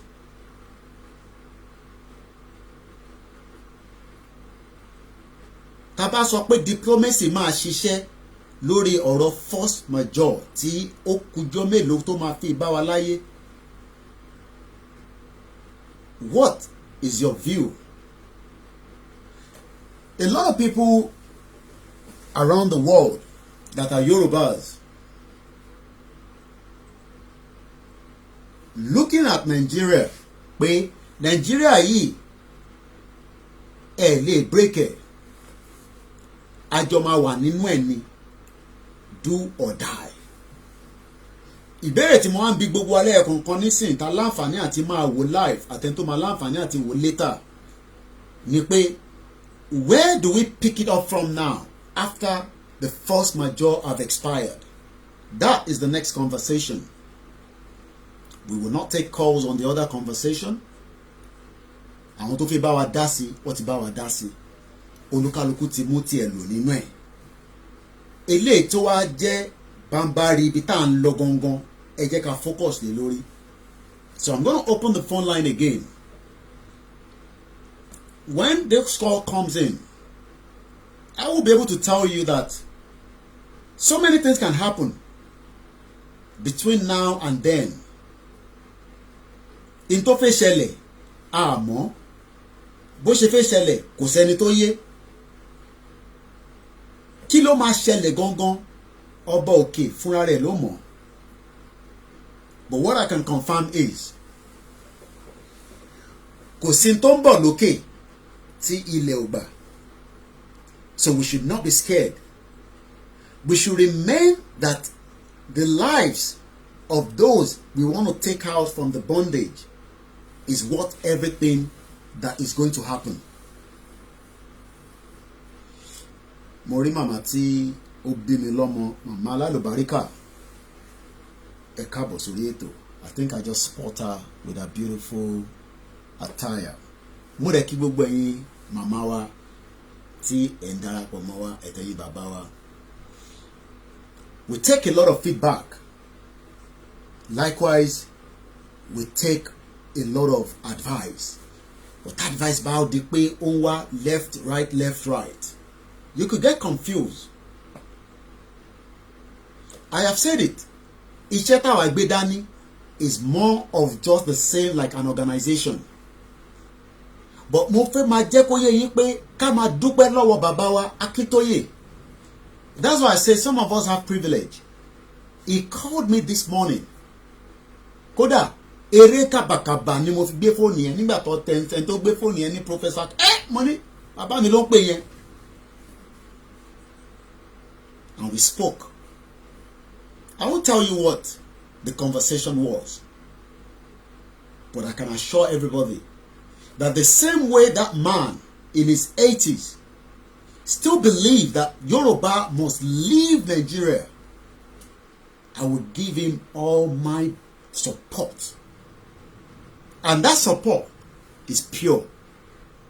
And I remain focused. He was happy to speak with me, just like I was happy to hear his voice. That's why I said at the beginning of the show, we have privilege, but we will not abuse that privilege. Nítorí pé I want my name to be written as one of those that fought hard in the midst of anything for this Yoruba history that we are fighting for. And tó bá wá ń feel pé ìtàgbé dání pé kò ní bọ́ sí, Professor Akintoye said I should tell you we are going home. So we open the phone line again. Gbogbo yín lẹ ti gbọ́ ọ̀rọ̀ tí mo sọ tẹ́lẹ̀. Ìta sọ lẹ́ẹ̀kan yẹn ẹ jẹ́ ká dè yín mọ́ bẹ́ẹ̀. Àtijọ́ mú ọgbọ́n lò, èmi ti sọ tèmi. Àwọn kan náà ti bá wa dá sí. Ẹ jẹ́ ká filẹ̀ bẹ́ẹ̀. Lórí force majeure tó fẹ́ parí ní ìjọ méjì tó ń bọ̀ ẹ̀. Kí lẹ fẹ́ sọ sí? Kí la fẹ́ gbé yẹ̀wò lórí ẹ̀? Òun ni ká discuss. And we open the phone line again. A lot of you are asking the number +44 75 940 50979. Lẹ́ẹ̀kan sí orúkọ tèmi á máa jẹ́ Ọláyọmí Kóìkì tí gbogbo yín mọ̀ sí Kóìkì Media.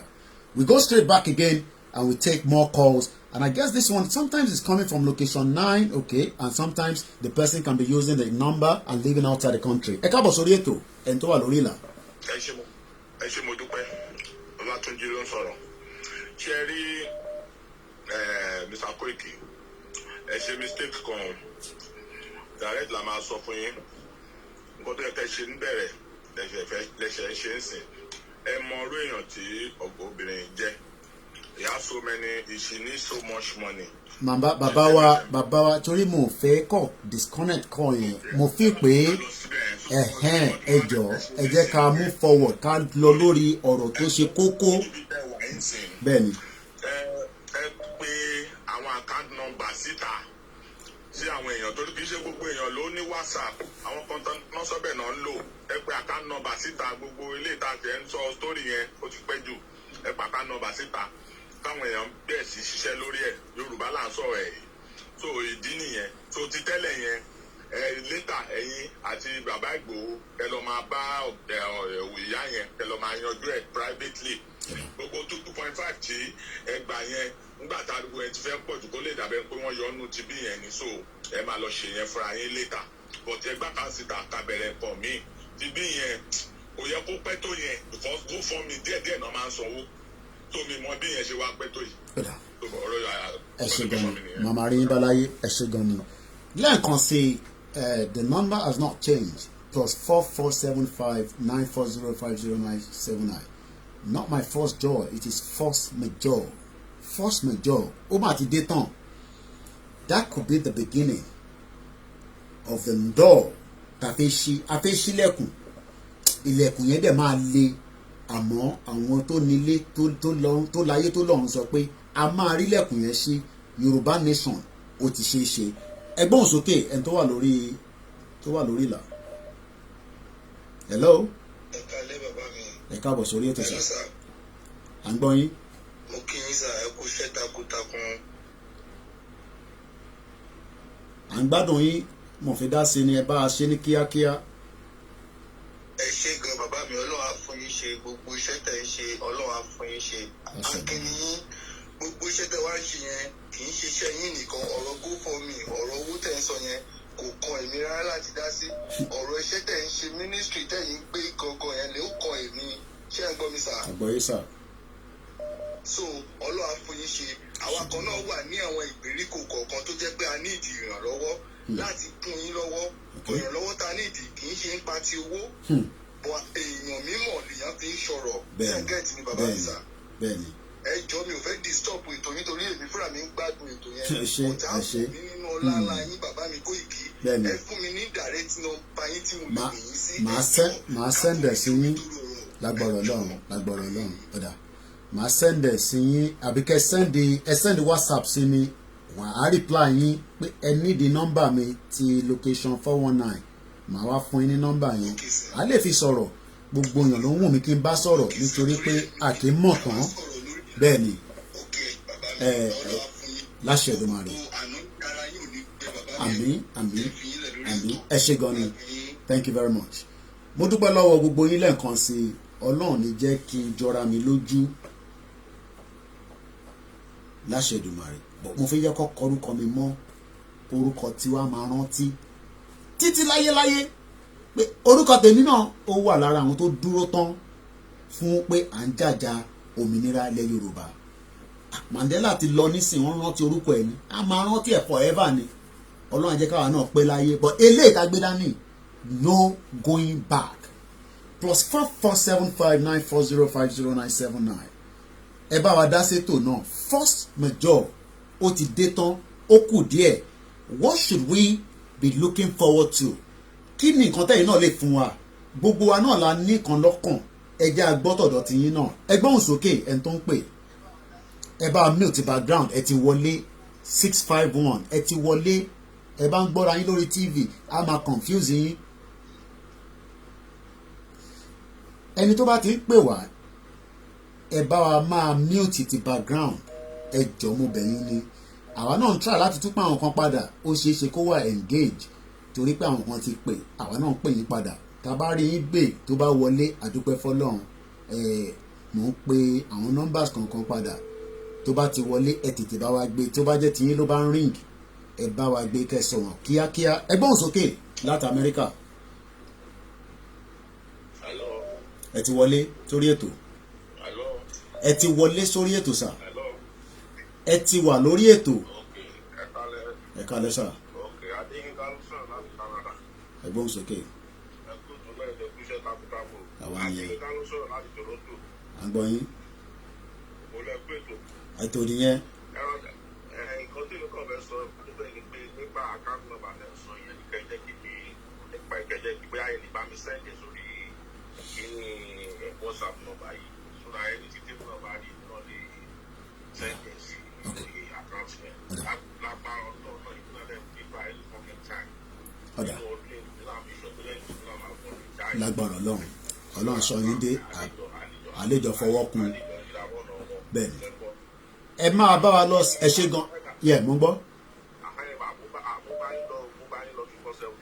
ẹ ṣe gan ni ọ̀dà ẹ ṣe gan ni láṣẹ Èdùmàrè Ọlọ́run máa ṣe ẹ ṣe gan ni. All right, sir. Let's clarify. A lot of people ask account, and I'll say it again. Account, in economy, release account to my jẹ́ owó Yorùbá, whatever. Tẹ́ bá fẹ́ pè. Not me.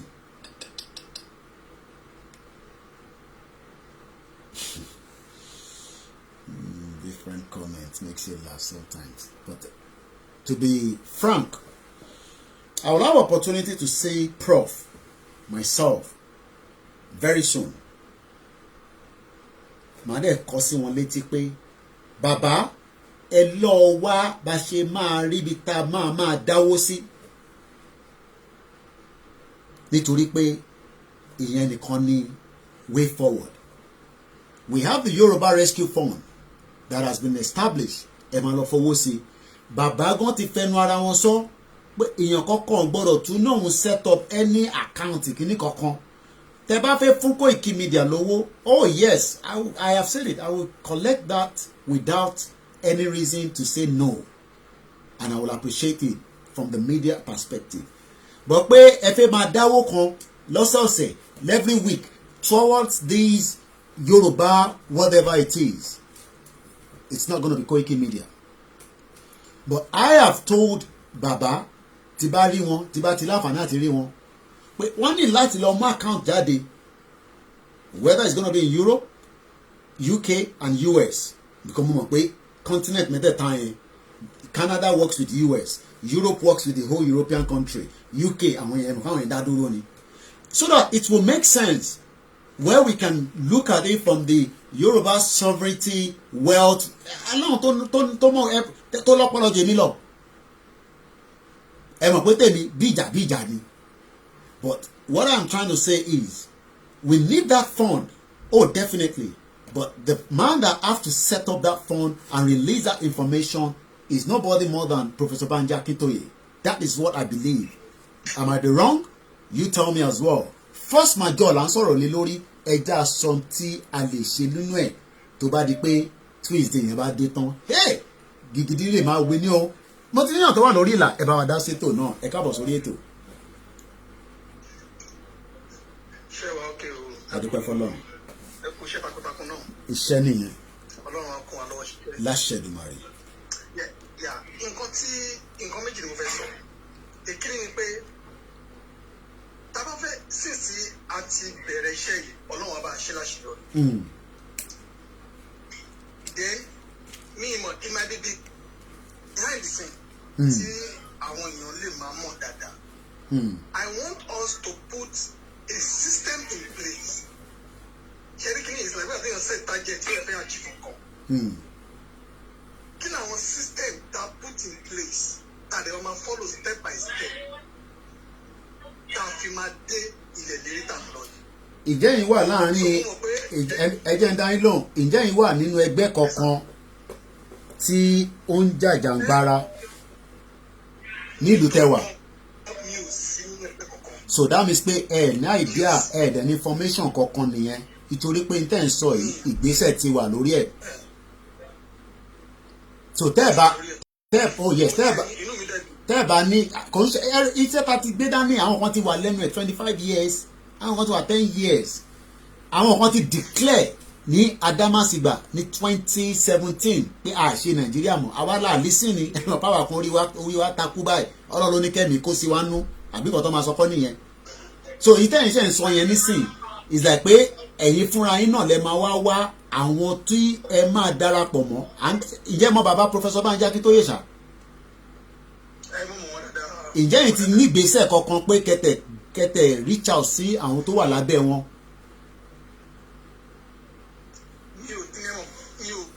Ẹ já sọ̀rọ̀ lẹ́yìn ètò ìtorí pé ìyẹn náà la ṣe ń jomi ọ̀rọ̀ tẹ bá pè mí lẹ́yìn ètò yẹ mọ́ gbọ́.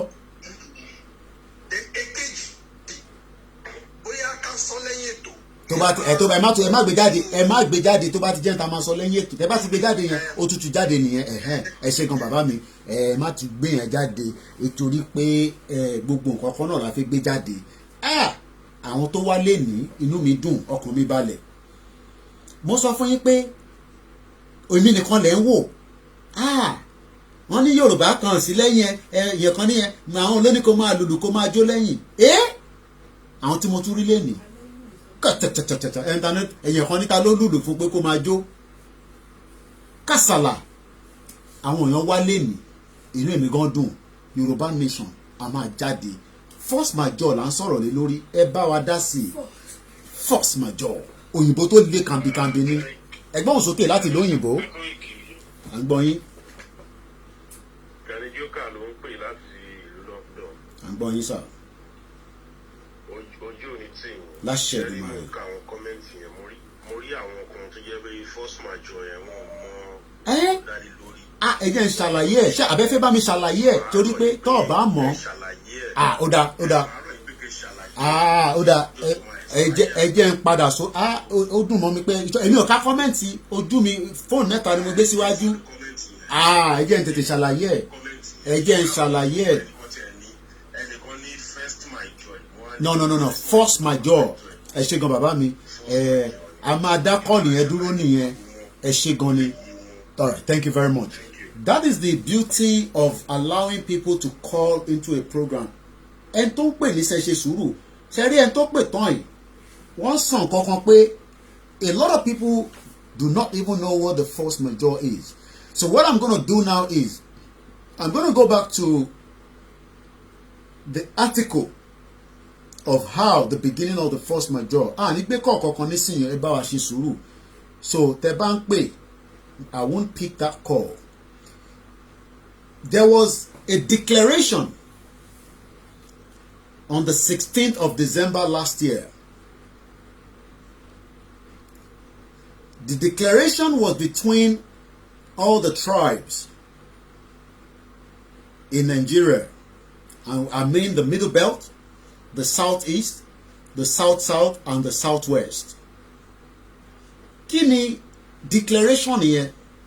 The declaration is based on our 1999 constitution.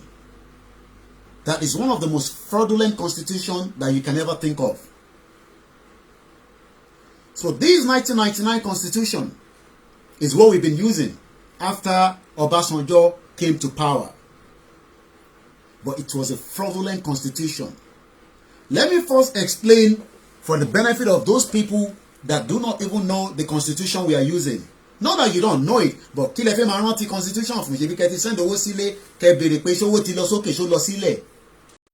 But àwọn kan jókòó wọ́n wo constitution yẹn wọ́n vẹ́tẹ̀ wọ́n wo àyẹ̀wò ẹ̀ kí ni constitution yìí gan ìwúlò wo gan ni constitution yìí jẹ́ fún wa. What is the purpose of this constitution? Kí ni ìwúlò ẹ̀?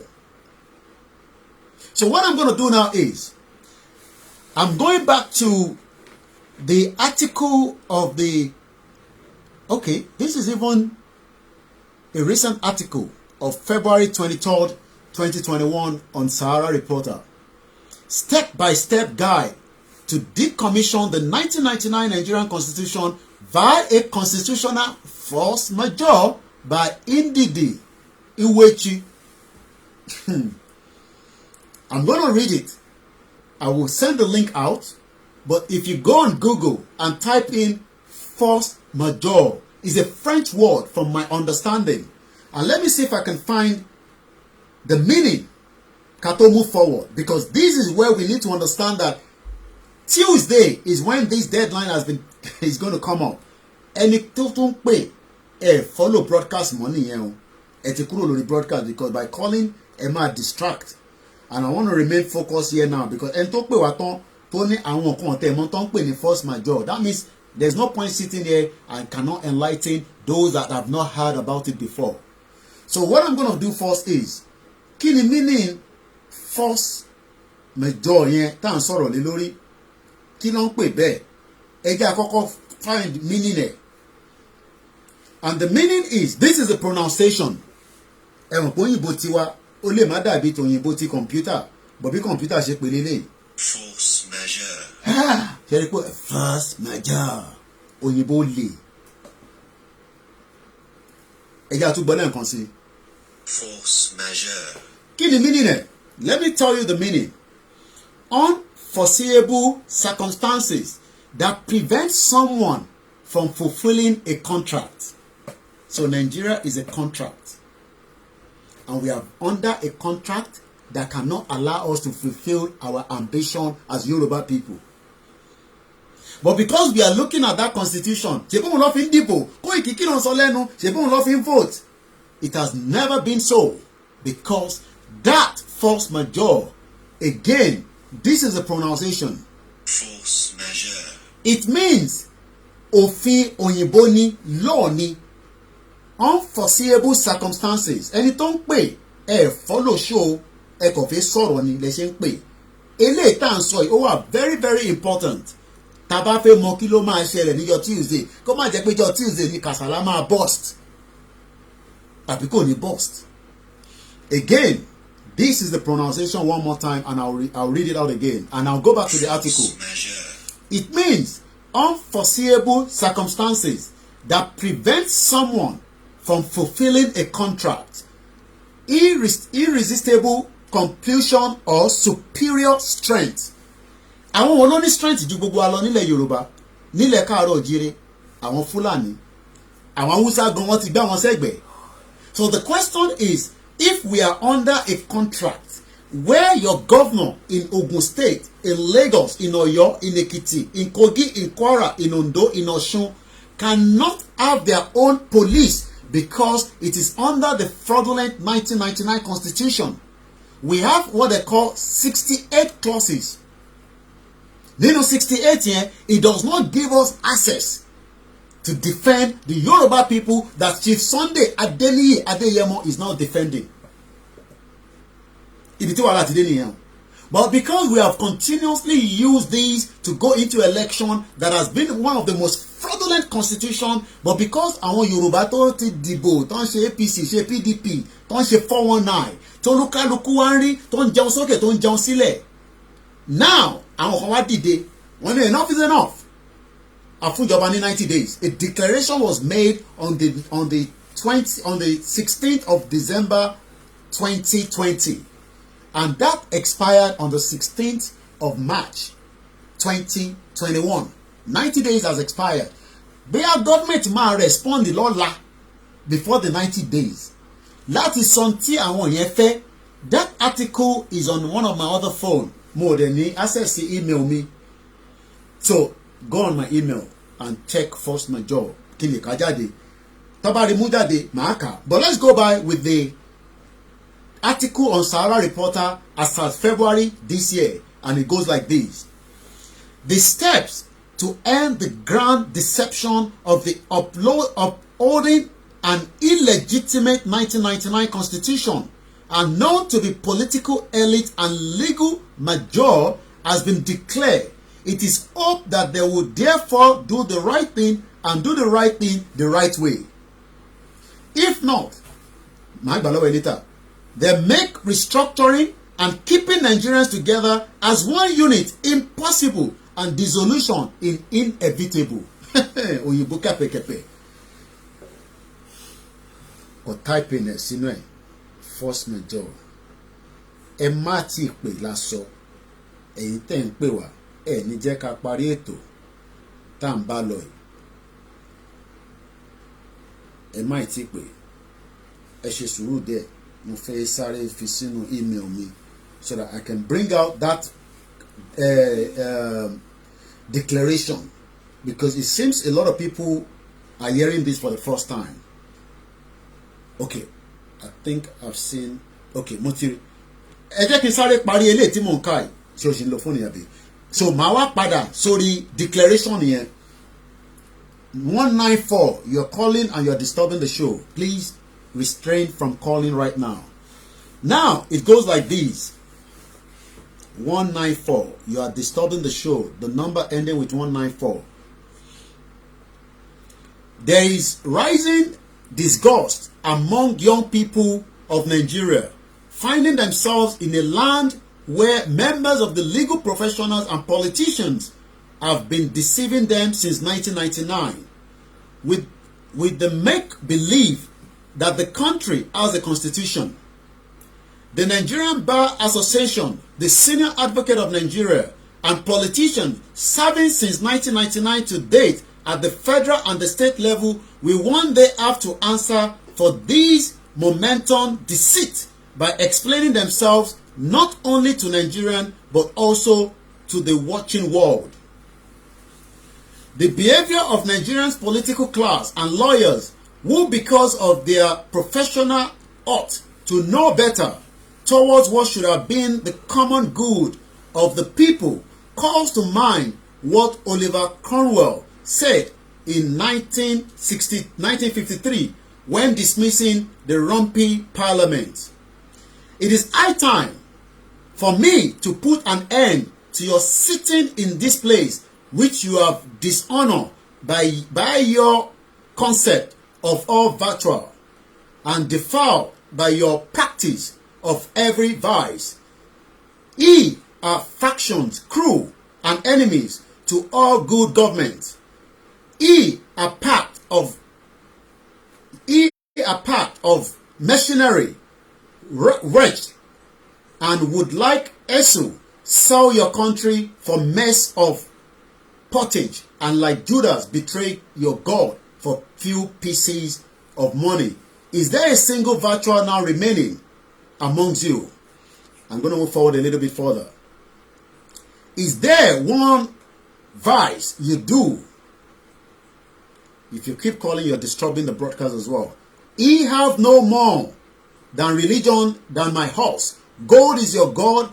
Which of you have not battered your conscience for bribes? Is there a man amongst you that has the least care for the good of the commonwealth? I hope you are following these and taking notes, because these are the circumstances that we are facing as Nigerians. You know, we've all been deceived by politicians. Jansuke, let them come in after 4 years. And that has been taking place since 1999 till date. But December last year, the Southeast, South-South, Middle Belt, Southwest came together and gave the federal government 90 days to review this constitution, or whatever is going to happen, we will all hear that this coming week. Ye, sordid prostitute, have you not defiled this scared place and turned the Lord's temple into a den of thieves by your immoral principles and wicked practice? Is that not all that is happening? The wicked practice and the injustice taking place by every individual person as we live in this country called Nigeria, based on this 1999 constitution. And then we move further. The love of money is the root of all evil, and that will be the reason that politicians and lawyers of Nigeria decided to aid and abet and partake in deceiving their people by upholding a 1999 constitution that is illegitimate and that would not pass the test in any honest court in the world. You can't get me now if you're watching the broadcast. There's no way, and I'm reading the information. So if you're calling, you will not get through. This is very important. This is what we should be expecting as the way forward coming next week, and there could be other things taking place just after that. But I'm going to just read a little bit more and come back to you.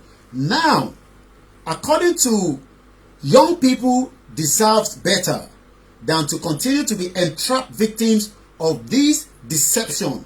So NINAS, Alliance for Indigenous Peoples of the South and the Middle Belt, declared a constitutional force majeure on the 16th of December 2020 to decommission the illegitimate 1999 constitution. Now let's open the phone line again and then continue with the broadcast. Once again, my name is Olayomi Koiki. So we're going to take calls now, and I hope you've been able to understand what that means. Those declaration is not a joke. It is not a water like Gary and water. But whatever is going to happen, something will be released as we go ahead with this week. Once again, +4475 940500979. Let's talk more on these force majeure. 90 days is about to be expired. What happens? What should we be expecting? Nígbà tá bá ní constitution to write tí wọ́n dẹ̀ ti fún ìjọba tíjọba ò dẹ̀ respond.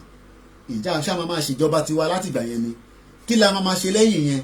Ǹjẹ́ ìgbésẹ̀ wo la máa gbé lẹ́yìn yẹn? Gbogbo béèrè yẹn. Bí ẹ̀yin náà mọ nǹkan tá lè ṣe. Ẹni tó bá wá náà ò tí gbọ́ nǹkan kan tẹ́lẹ̀. I hope you've been able to get a little bit background of that conversation. But what we are saying now is Nigeria, like I always say, is at the verge of breakup.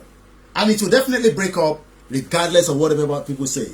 We're going to cover a few calls that have come through while we're also waiting for more caller. I guess the caller has picked up, and then let's go straight to the caller. Hello, good evening. Welcome to the show. Good evening, sir. Sorry, I'm coming from England. I can see the number. Go ahead, ma. Sorry, I just need your account number so I can help you. Okay. To put some money. I send the lẹ́yìn to see Eshigoni. We appreciate those that are contributing, those that have been giving, and those that are still giving. And like I always say, we do not take that for granted. Ẹ káàbọ̀ sórí ètò ẹ bá wa dá sí. Ẹ káàbọ̀ sà. Inshallah. Wọ́n ní máa kí gbogbo wa. Next week tó ń bọ̀ yìí. Àgbọ̀yé sà. Kò sí nǹkan tó fẹ́ ṣẹlẹ̀ ju wípé àwọn ìjọba yẹn ọ sì ń fojú Yorùbá àtijọ́ wò wá ni.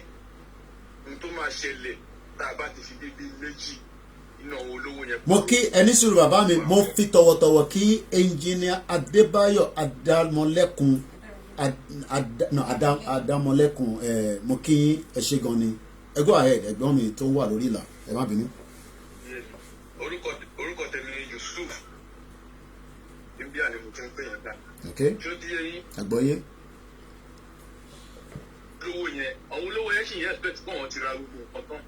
Tí ó di eyín. Àgbọ̀yé. Bàtàbá méjì tá a mú ilé méjì tá a kọ́kọ́ sun. Ṣebí ilé bàbá wa Ìgbòho òun ló sun tí àárín nǹkan tá a gbọ́ nǹkan tó ṣe investigation. Kò tí àwọn Fúlàní dẹ̀ ń pa àwọn èèyàn wa tí wọ́n dẹ̀ ní kọ́ máa lọ kọ́ ọ̀wẹ́ yìí. Táàrí nǹkan gbọ́ àwọn olówó wa wà ń bẹ̀ àwọn èèyàn ńláńlá wà ń bẹ̀ táàrí ẹnì kankan gbọ́. But nígbà tí a bá máa bẹ̀rẹ̀ sí kọ́kọ́ bí orí títí wa bẹ̀rẹ̀ ká tó kọjú sí Fúlàní gbọ̀ngàn ìgbà ẹ̀rọ máa mọ̀ pé ó dà pé wọn ò ṣe mí lóòótọ́ o. Ẹ ṣé gan ni. Ẹ jẹ́ n sáré kan tí ẹ̀gbọ́n mi ọ̀nkú mi tí mo respect tíyàn bá ń gbọ́ wọn tó bá ń sọ̀rọ̀ ìyàn mọ̀ pé ọpọlọ ń bẹ ní ọmọ káàárọ̀ òjìrì all over the world pẹ̀lú àwọn tó wà nísàlẹ̀ àwọn tó bá mi sáré mú meaning yẹn wá wọ́n ní force majeure refers to a clause that is included in a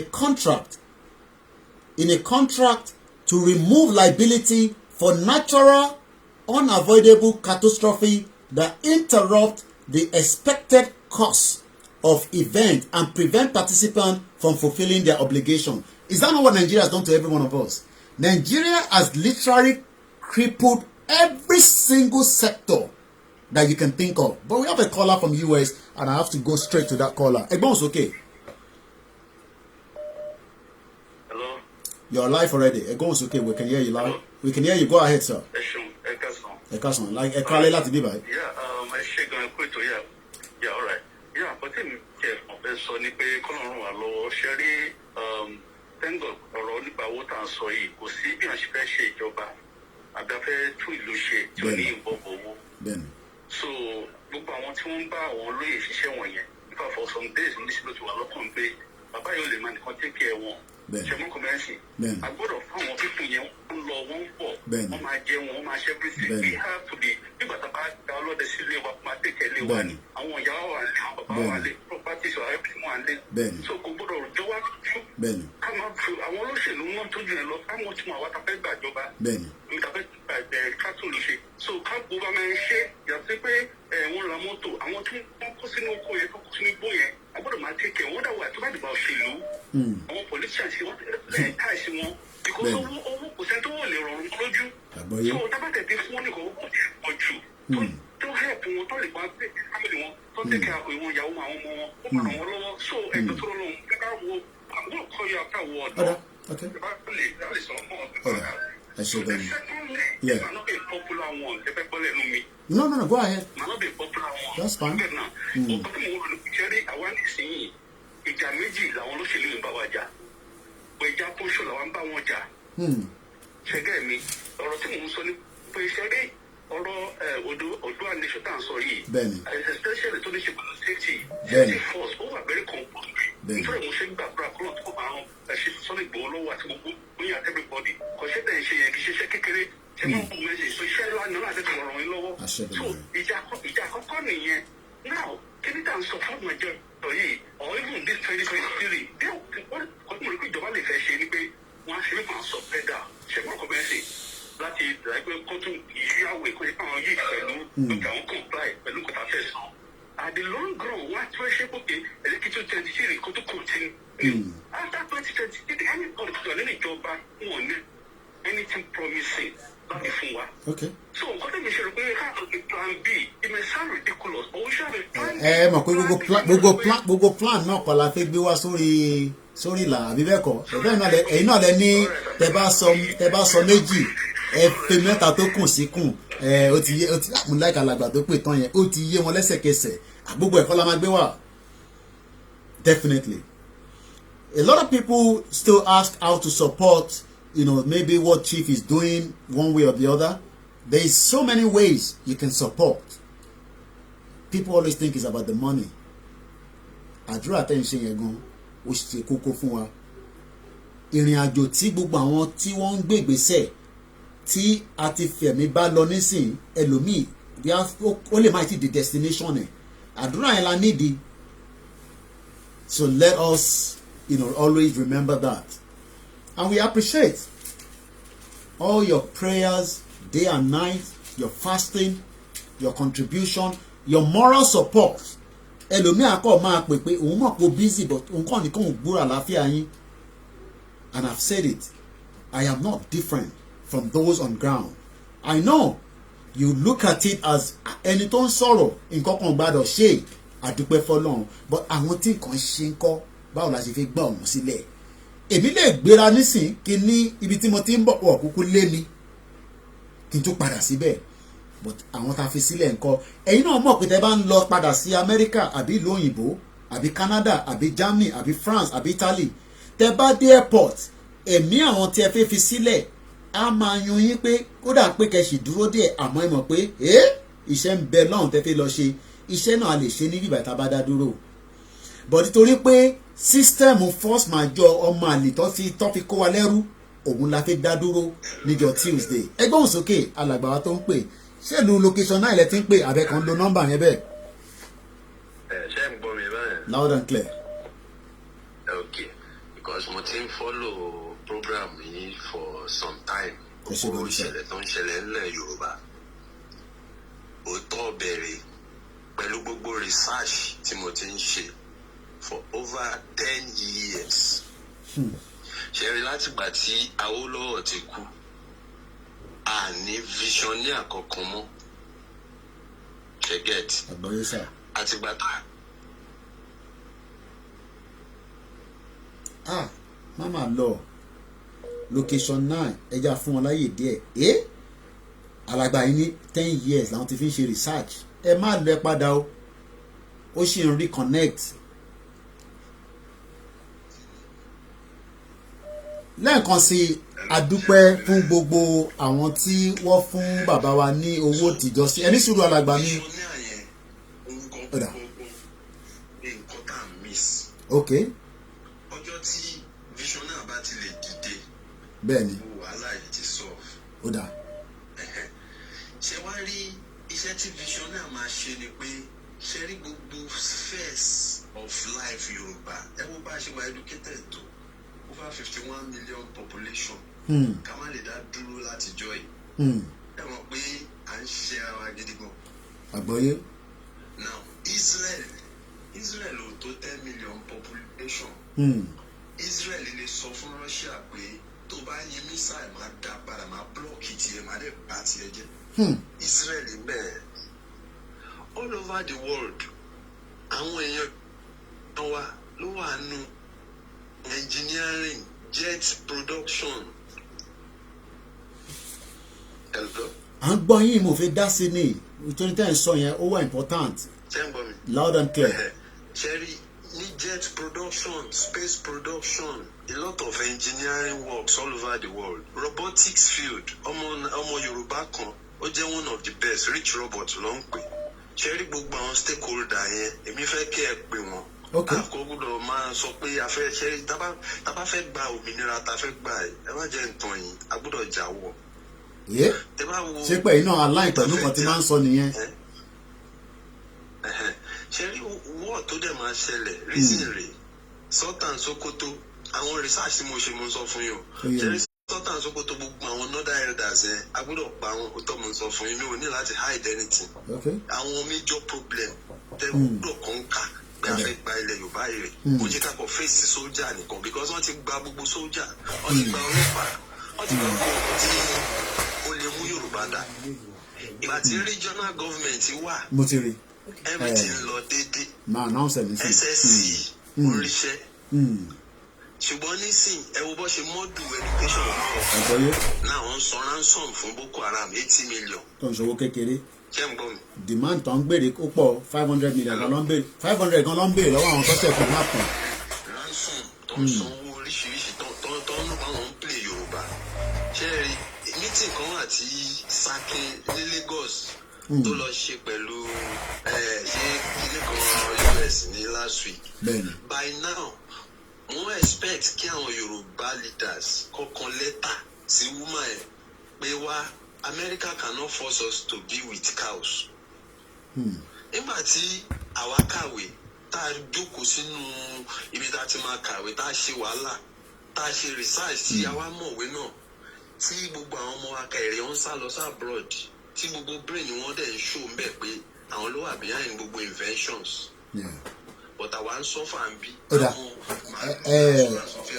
ẹ mọ tẹ máa ṣe alàgbà mi ẹ pè mí lẹ́yìn ètò ẹ̀yin lẹ máa pè mí lẹ́yìn ètò ẹ mẹ́tọ̀ pé pè mí kò ń ṣe lálẹ́ ìtorí kọ́ọ̀lù tó máa wọlé tílẹ̀ máa fi mọ́ báyìí nísìn ó máa kọjá bẹ́ẹ̀ tó bá dọ̀la ẹ kàn send WhatsApp ẹ bá ń forúkọ yín sí kẹ wá fi voice note pé ẹ̀yin lẹ́ni tẹ́ sọ̀rọ̀ báyìí ó ní àwọn kankan tí a máa connect pẹ̀lú àwọn kan a nídìí ọpọlọ yẹn pọ̀ a tún dúpẹ́ lọ́wọ́ gbogbo ẹ̀yin tí ẹ ti ń darapọ̀ mọ́ wa lákọ̀ọ́kọ́ mo dúpẹ́ lọ́wọ́ àwọn tí wọ́n donate 6.5 million fún bàbá wa Chief Sunday Adéníyì Adéyẹmọ Ìgbòho ṣá fún owó mọ́tò tí wọ́n sọ níjọ́ náà lọ́hùn a dúpẹ́ lọ́wọ́ wọn a dúpẹ́ lọ́wọ́ Mr.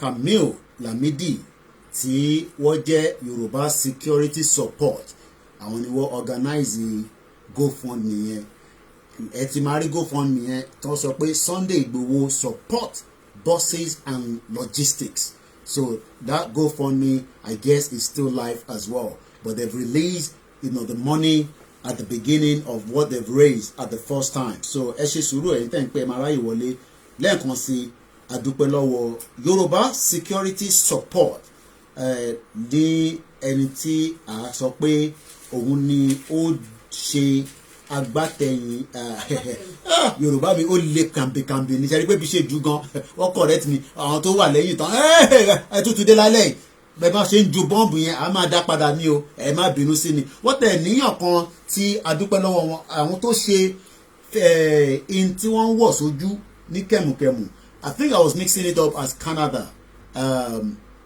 but they are from US they are doctors ìyẹn kan ní mo try lórí ọ̀rọ̀ Yorùbá tí mò ń sọ lẹ́ẹ̀kan sí mo dúpẹ́ lọ́wọ́ Mr. Kamil Lamidi for the GoFundMe wọ́n ti fún wa nínú owó yẹn tí bàbá ti ṣe fídíò ẹ̀ but I believe that GoFundMe is still live as well so ẹ lè máa fi support síbẹ̀ ẹ jà tún gbé kọ́ọ̀lù sí nítorí pé ọ̀rọ̀ tá à ń sọ yìí ọ̀rọ̀ Yorùbá mà lágbé dání Ọlọ́run má jẹ́ ká dẹrù ẹ gbóhùn sókè ẹ bá mute background ẹ ti wọlé ẹ má tètè jẹ́ kó loose ẹ mute ti background pátápátá bàbá mi ẹ mute ti background kí n tó lè gbọ́ yín dáadáa completely ẹ go ahead. àwa ni ẹ sà àwa ni ẹ sà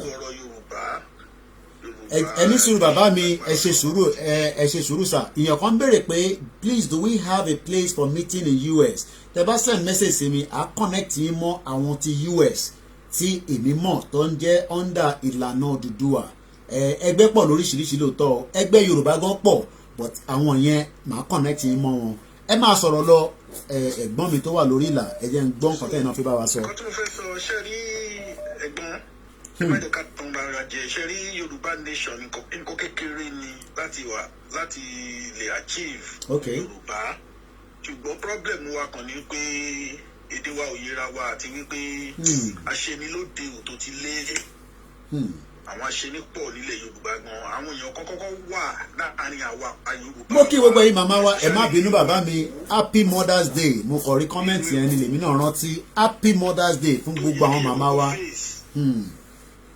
Èkó gangan fúnra rẹ̀ àwọn èèyàn kan wà ń bẹ̀ tó yẹ kí ẹ̀ kọ́kọ́ face Èkó to be specific. àwọn èèyàn kan wà ń bẹ̀ tó yẹ kí ẹ̀ kọ́kọ́ face àwọn ogun abẹ́lé ogun ilé wa ogun ọ̀dẹ tó rí yìí.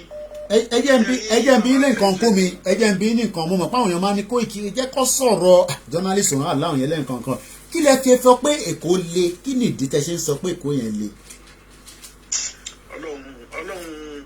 Ọlọ́run mi ò fẹ́ dárúkọ. ẹ má dárúkọ ẹ ní láti dárúkọ kọ ẹ ní láti dárúkọ ẹ kò sọ pé ẹ kò fún wa ní reason. ṣe rí tí àwọn èèyàn wọ̀nyí ṣe rí number one Yorùbá nation yìí ṣe gbogbo wa nílùú Yorùbá la fara mọ́. kò possible kò ṣe gbogbo wa. àwọn tí ò fara mọ́ láàrin wa ṣàfẹ́ fi wọ́n sí inú ilé wa káwa lọ fèsì ogun ta.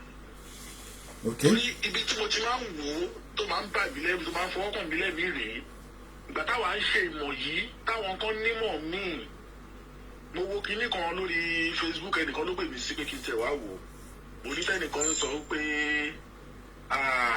pẹ́pẹ́ sí kan kinní kan 2023 ni mo ní kí ilẹ̀ Yorùbá yìí táwa jà fún Yorùbá nation ọ̀pọ̀ bẹ́ẹ̀ gbogbo eléyìí ò yẹ kó máa ṣẹlẹ̀ ṣe rí àwọn èèyàn bí èṣù bí èèyàn lọ́wọ́ má dẹ̀ ká bá wọn tó papọ̀ ṣe rí ní ilẹ̀ Yorùbá wa yẹn tó lè mo ṣe dárúkọ yìí kó olùkàlùkù lè ní bí nǹkan lè ní insight ẹni tí mò ń tẹ̀ láti sọ ṣe rí it is time for somebody to stand up to him and tell him enough is enough. kò dẹ̀ sí nǹkan tó gbójúlé ju àwọn agbèrò Èkó yẹn náà lọ ojú tán ẹ̀ṣẹ̀ gan ni olúọmọ kìnìkan kókó sáré àyẹ̀wò yes táwọn ti di pé abára wa pò ó kẹrí tí ẹ bá yọ kókó sára lé yín àwọn tó wà níta kankan fúnra wọn Èkó ní bá wọn kẹrí it is time for us to call a spade a spade. ní ọ̀rọ̀ títí ẹ sọ pé ẹ máa líǹkì mi yẹn màá bá yín sọ̀rọ̀ màá pè yín màá text yín lórí nọ́mbà yìí. ẹ má text mi WhatsApp nìkan ló máa ṣiṣẹ́. ok bàbá mi Alimoruf a ti sọ̀rọ̀ níjẹta mo ní bàbá mi Alimoruf a sọ̀rọ̀ níjẹta bẹ́ẹ̀ ni bẹ́ẹ̀ ni. ok ẹ pè mí lẹ́yìn ètò kàtú gbogbo àná la mọ bí kò yẹn ṣe bó ṣe rí ẹ jẹ́ kémi náà response sórí ẹ̀ ẹ̀yin náà.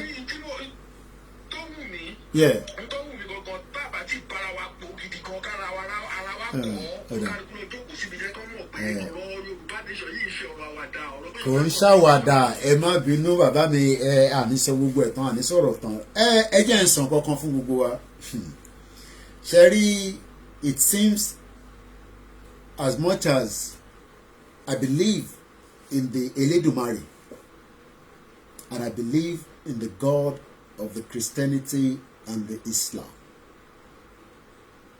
Tell you one thing, they are peanuts. They are peanuts. Bí mi pé kí nìdí táwọn ọba tẹ̀lé bá wọn jà ṣé Ọlọ́run lè arrest wọn ni tí àwa ọba lè bá wọn jà ká sọ pé àwa ò tẹ̀ lẹ́mìí ẹ̀ Èkó náà lẹ wá pọ́nlé tó yẹn Èkó náà lẹ wá pọ́nlé pé àwọn kinní kan àwọn ṣìgbà àwọn ṣàgbà tá a bá tẹ̀lé bá wọn jà physically pé ká bára wa jà physically ẹni tó láyé tó lọ́run ó lè arrest wọn nítorí pé àfi tí ìtawà ń ṣe ó lòdì sí ìtawà ń ṣe. We are talking about lives of people that ẹ̀yin tẹ̀yìn àwọn wọlé ń sọ yẹn ẹni tó lè sùn tílẹ̀ ọ̀la máa mọ́ tí kò ní dìde èmi ò lágbára yẹn lórí wọn but ìyàn kan lágbára lórí ẹ kódà ó lè tún arrest wọn fún wúlò fáwa and I'm not joking. So ṣe rí ìtagbé dání táwa gan bá ń ṣe iyèméjì tá a ní ibì kan le ibo ló fẹ́ le ibo ló fẹ́ le.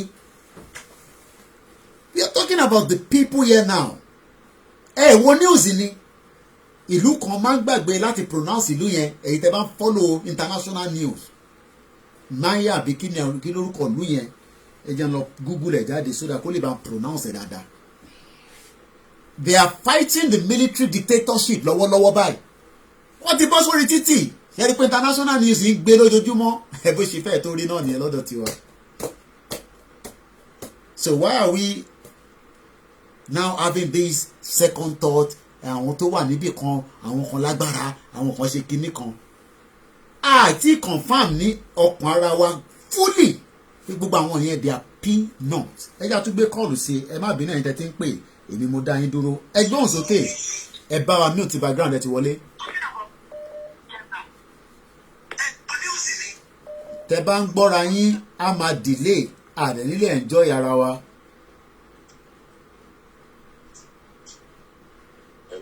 ẹ ti láǹfààní àti wọlé ẹ gbóhùn sókè sá.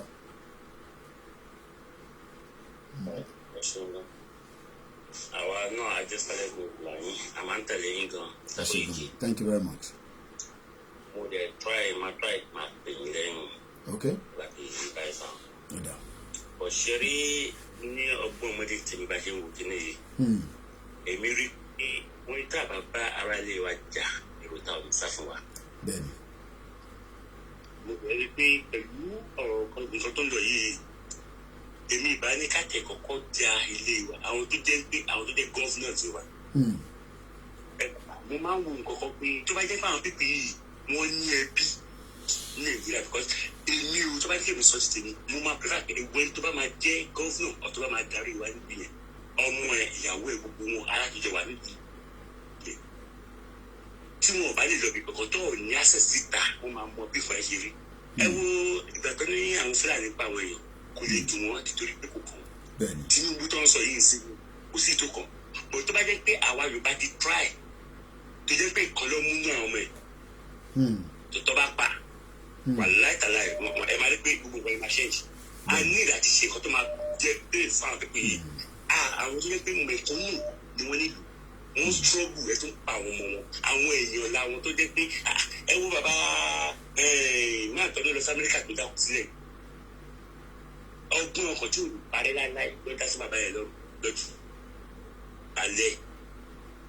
alẹ́ gbogbo àwọn pípé yìí irú Tinubu tó ń sọ yìí ó ní ọmọ Nàìjíríà náà orí owó tó tẹ̀ sí fún wa ọmọ ẹ̀ tó gbé yàrá ìjà fún kí nǹkan tó rí tọ́jọ́ pé òun ló tọ́jú yàrá ìjà bó jẹ́ ọmọ ẹ̀ lọ́lẹ́ gbogbo àwọn MC ilé ọmọ yẹn bó ṣe wà ẹ́ jẹ́ bí máà tó sọ̀rọ̀ yẹn mo support ẹ̀ tí kí ni kó tó máa continue because èkó yẹn gangan ló yẹ kí gbogbo kí ni títí di wa MC ilé ọmọ bó ṣe wà ẹ́ ó ti bìrì pé òun ní ara kò sí nǹkan kan ẹ̀jẹ̀ tọ́ bá ba MC ilé ọmọ fúnra rẹ̀ gan-an ẹ̀jẹ̀ fúnra rẹ̀ gan-an ara sa eré. ẹja tó fẹ́ lòmí ní àyè I love people's opinion lẹ́ẹ̀kan sí adúpẹ́ lọ́wọ́ bàbá wa Chief Sunday Adéníyì Adéyẹmọ Ìgbòho Òòṣà òun nìkan kọ́ ni jagunjagun but òun nìkan làwa sì rí àwọn tó kù náà fà dìde ẹ má kọ̀ wá jẹ́ kó pẹ́ ẹ tètè dìde ẹ gbóhùn sókè ẹ sọ̀rọ̀ sókè dáadáa ẹ fi wá lọ́kàn balẹ̀ pé à ń rí ẹ̀yin náà níwájú àti lẹ́yìn àtẹ̀yìn màmá wa.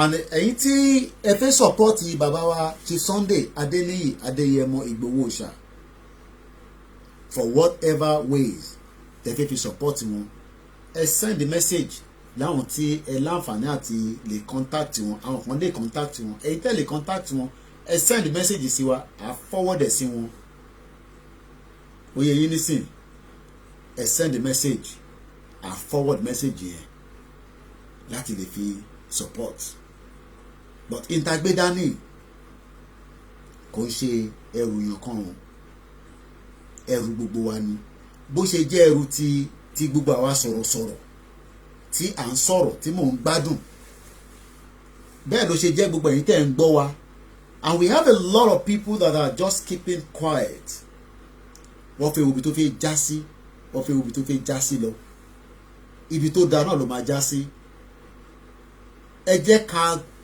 fi pé interfaith gbà yìí ṣé ó máa benefit èmi náà àbí kò ní benefit mi ṣé rí gbogbo àwọn politicians wa lẹ́yìn Tuesday àmọ́ ìgbésẹ̀ tàfi gbé pẹ̀lú wọn. Yes, there will be internal crisis, there will be internal fight, but what we need to understand is kò sí tí Ọlọ́run lè arrest mọ́lẹ̀ kí ni Mósè ṣe wá gbé pẹ̀lú Fáráò àbẹ́ ẹ̀gbọ́ ìtàn yẹn rí Fáráò tí ó sọ pé gbogbo ọmọkùnrin tó bá bí pátá òun tẹ̀ fẹ́ mọ bó ṣe jẹ́ ẹ̀yí a máa bẹ́ orí ẹ̀dànù ni torí pé wọ́n ti sọ fún pé ẹni tó máa padà wá ṣe jàǹbá tó máa pa òun gan fúnra rẹ̀ ọkùnrin ni. So why are we scared? ẹ rò pé gbogbo ìṣẹ̀ṣẹ̀ yẹn ó ti tán lẹ̀ kò tán lẹ̀ kúnkún sì ń bẹ nínú Bible bẹ́ẹ̀ ló ń bẹ nínú Quran àmọ́ ìtàgbédání ẹ̀yin tẹ́ ń wò wá lórí Koiki Media Oduduwa page bátìrì fóònù yẹn ti ń sọ pé pẹ́kẹ́pẹ́kẹ́pẹ́kẹ́ ẹ máa darapọ̀ mọ́ wa ní orí wọ́n ti ń fọwọ́ sí mi pé kí n gbé tó yẹn wá sílẹ̀ pé ìtàṣe ti tó ó dàbẹ́ ó rẹ̀ mí náà kò ń ṣe rọ́ ẹ jẹ́ ká dá ẹnu dúró báyìí mo mọ̀ pé gbogbo yín ò ní lè pè sórí show in one go but like I always say if you call and there's a caller that pick up the phone wọ́n ní authority wọ́n ní right láti gba message tẹ́ fẹ́ fún mi ẹ má ṣe pé dandan lẹ máa rí mi bá sọ̀rọ̀ lóòótọ́ ẹni tó bá fi message ránṣẹ́ ẹni báyìí pè ni máa ń pè yín padà a dẹ̀ máa ń reply messages but lẹ́ẹ̀kan sí messages tí yín tẹ send tí kò tí sọ pé mo rí dẹ̀ àìtí kan náà ni ẹ má fi ṣèbínú messages yẹn pọ̀ díẹ̀ and we are trying not to omit any message but sometimes we could do ẹlẹ́ran ara ni wá àbọ̀n tí à ń sọ ni pé ìgbésẹ̀ ta dìmú yìí kò ń ṣe ròyìn kan but ẹ má fi ojú yẹpẹrẹ wo bàbá wa Chief Sunday Adéníyì Adéyẹmọ nítorí pé ẹni tọ́lọ́run ti dá lọ́lá gidi oh yes a bá nífẹ̀ẹ́ wọn ta ràn wọ́n lọ́wọ́ ta support wọn a nífẹ̀ẹ́ wọn ni and I don't think anything is wrong in that. Àbárẹ̀ tó gbé ráìsì wá pé kó máa fi dáná fáwọn tó wà nílé àbárẹ̀ tó ní òun ò ní rẹsì òun ní owó tóun lè fún wọn ẹ fi owó gan sínú charity organization tó ní foundation ni wọn ẹ fi support wọn káwọn náà lè fi support àwọn ọmọ tí kò ní nítorí pé ọ̀ǹtí tá a bá kúrò nínú Nàìjíríà òun la máa lè sọ pé a fẹ́ ṣe gbogbo nǹkan tí charity yẹn kàn máa wà níbẹ̀ as a guide charity ti London ò kí ń fúnyàn lówó wọ́n bá fún ẹ lówó gan wọ́n á béèrè oríṣiríṣi but if you think you want to support him he's got a charity a foundation where he's also using that foundation to support other people as well. Ẹ fi support sínú ẹ̀ yẹn, ẹ fi support sínú ẹ̀, but ẹni tó bá wá náà ní nǹkan míì tó fẹ́ fi support wọn, it's not too much, just like any other people that are also working tirelessly. But ẹni tó gbójú jáde ní ìrìn àjò tájọ́ ń rìn tí kò ń ṣe pé wọ́n film ẹ̀ tèmi ṣe ń rí bẹ́ẹ̀ ṣe ń rí confam Hilux kankan tá à ń gbé jáde is 22 million. One Hilux tá à ń gbé jáde 22 million là ń gbé ní mọ́tò yẹn. Èèyàn wá gbé mọ́tò 22 million sílẹ̀. Àwa fi ń ẹ má bínú a lè gbé pè mọ́ aláti end the show yẹn ẹ má bínú mo lábúrò mi àtàtà ìyáfẹ́ màá kẹ́yìn dé àwọn kankan náà ẹ má bínú tí ìbá dárúkọ yín. Mo kí gbogbo àwọn màmá wa happy Mother's Day. Àwa tá à ń dúró náà fojú ọlọ́run ọ̀nà àmúwá fún wa láìpẹ́ láì jìnnà. Ó ti rẹ ojú yẹn ẹ rí i pé ẹ̀yin náà lè sọ pé Koiki lọ́ọ́ máa sinmi tí òun lóògùn ẹ tí òun ṣe gbogbo ẹ̀ àdúpẹ́ fọlọ́run. Ẹ tó bá fẹ́ Nàìjíríà nọ́mbà mi Airtel ni ẹ bá wa máa kírẹ́dìtẹ̀ àti kan tó jẹ́ Etisalat ká lè máa fi ṣe íńtánẹ́ẹ̀tì.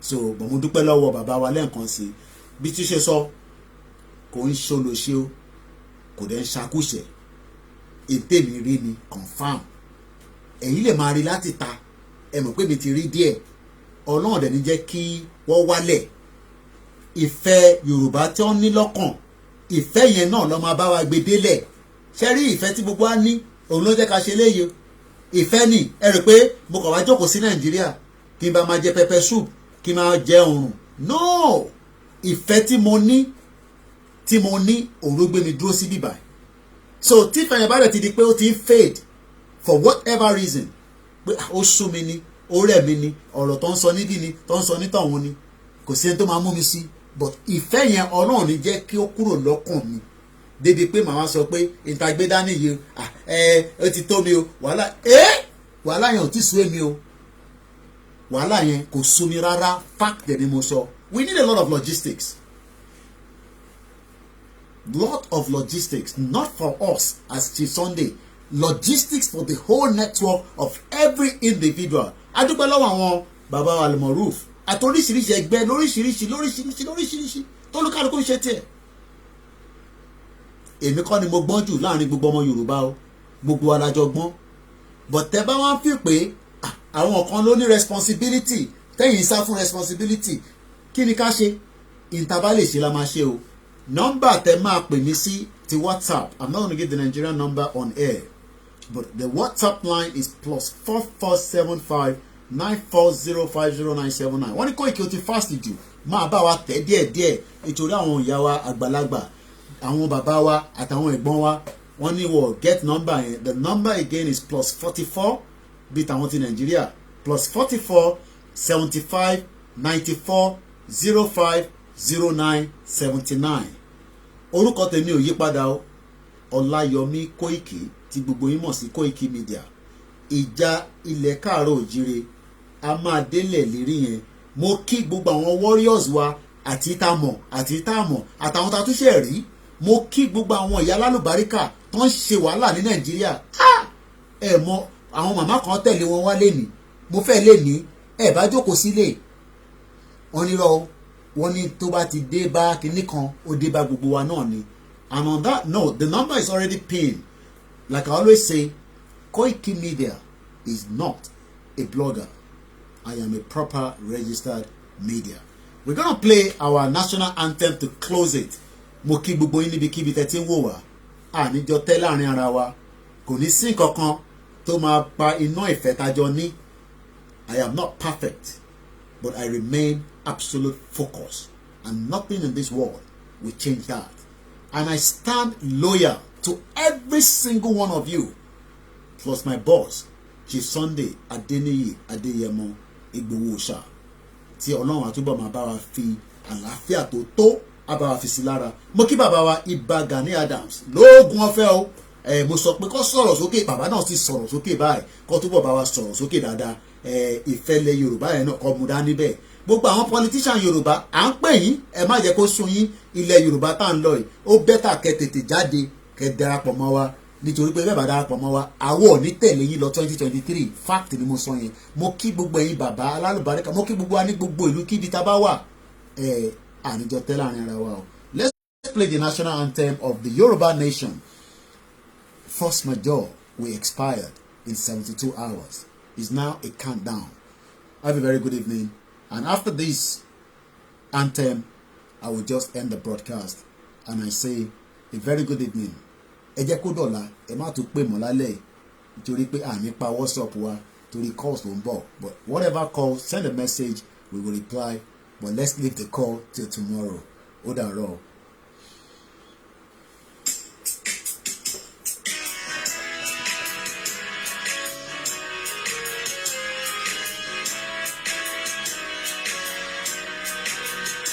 Iṣẹ́ wa fúnlẹ̀ wa, forílẹ̀-èdè wa, kàgbéga, kàgbéga, kàgbéga fàlérí.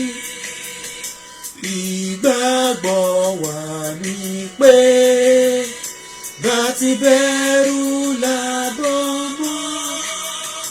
Ká ṣiṣẹ́, ká ṣiṣẹ́, ká ṣiṣẹ́, ká jọlá.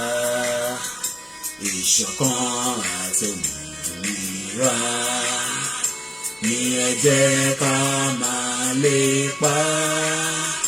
Tẹ̀síwájú fọ̀pọ̀ ire àtòhun tó dára.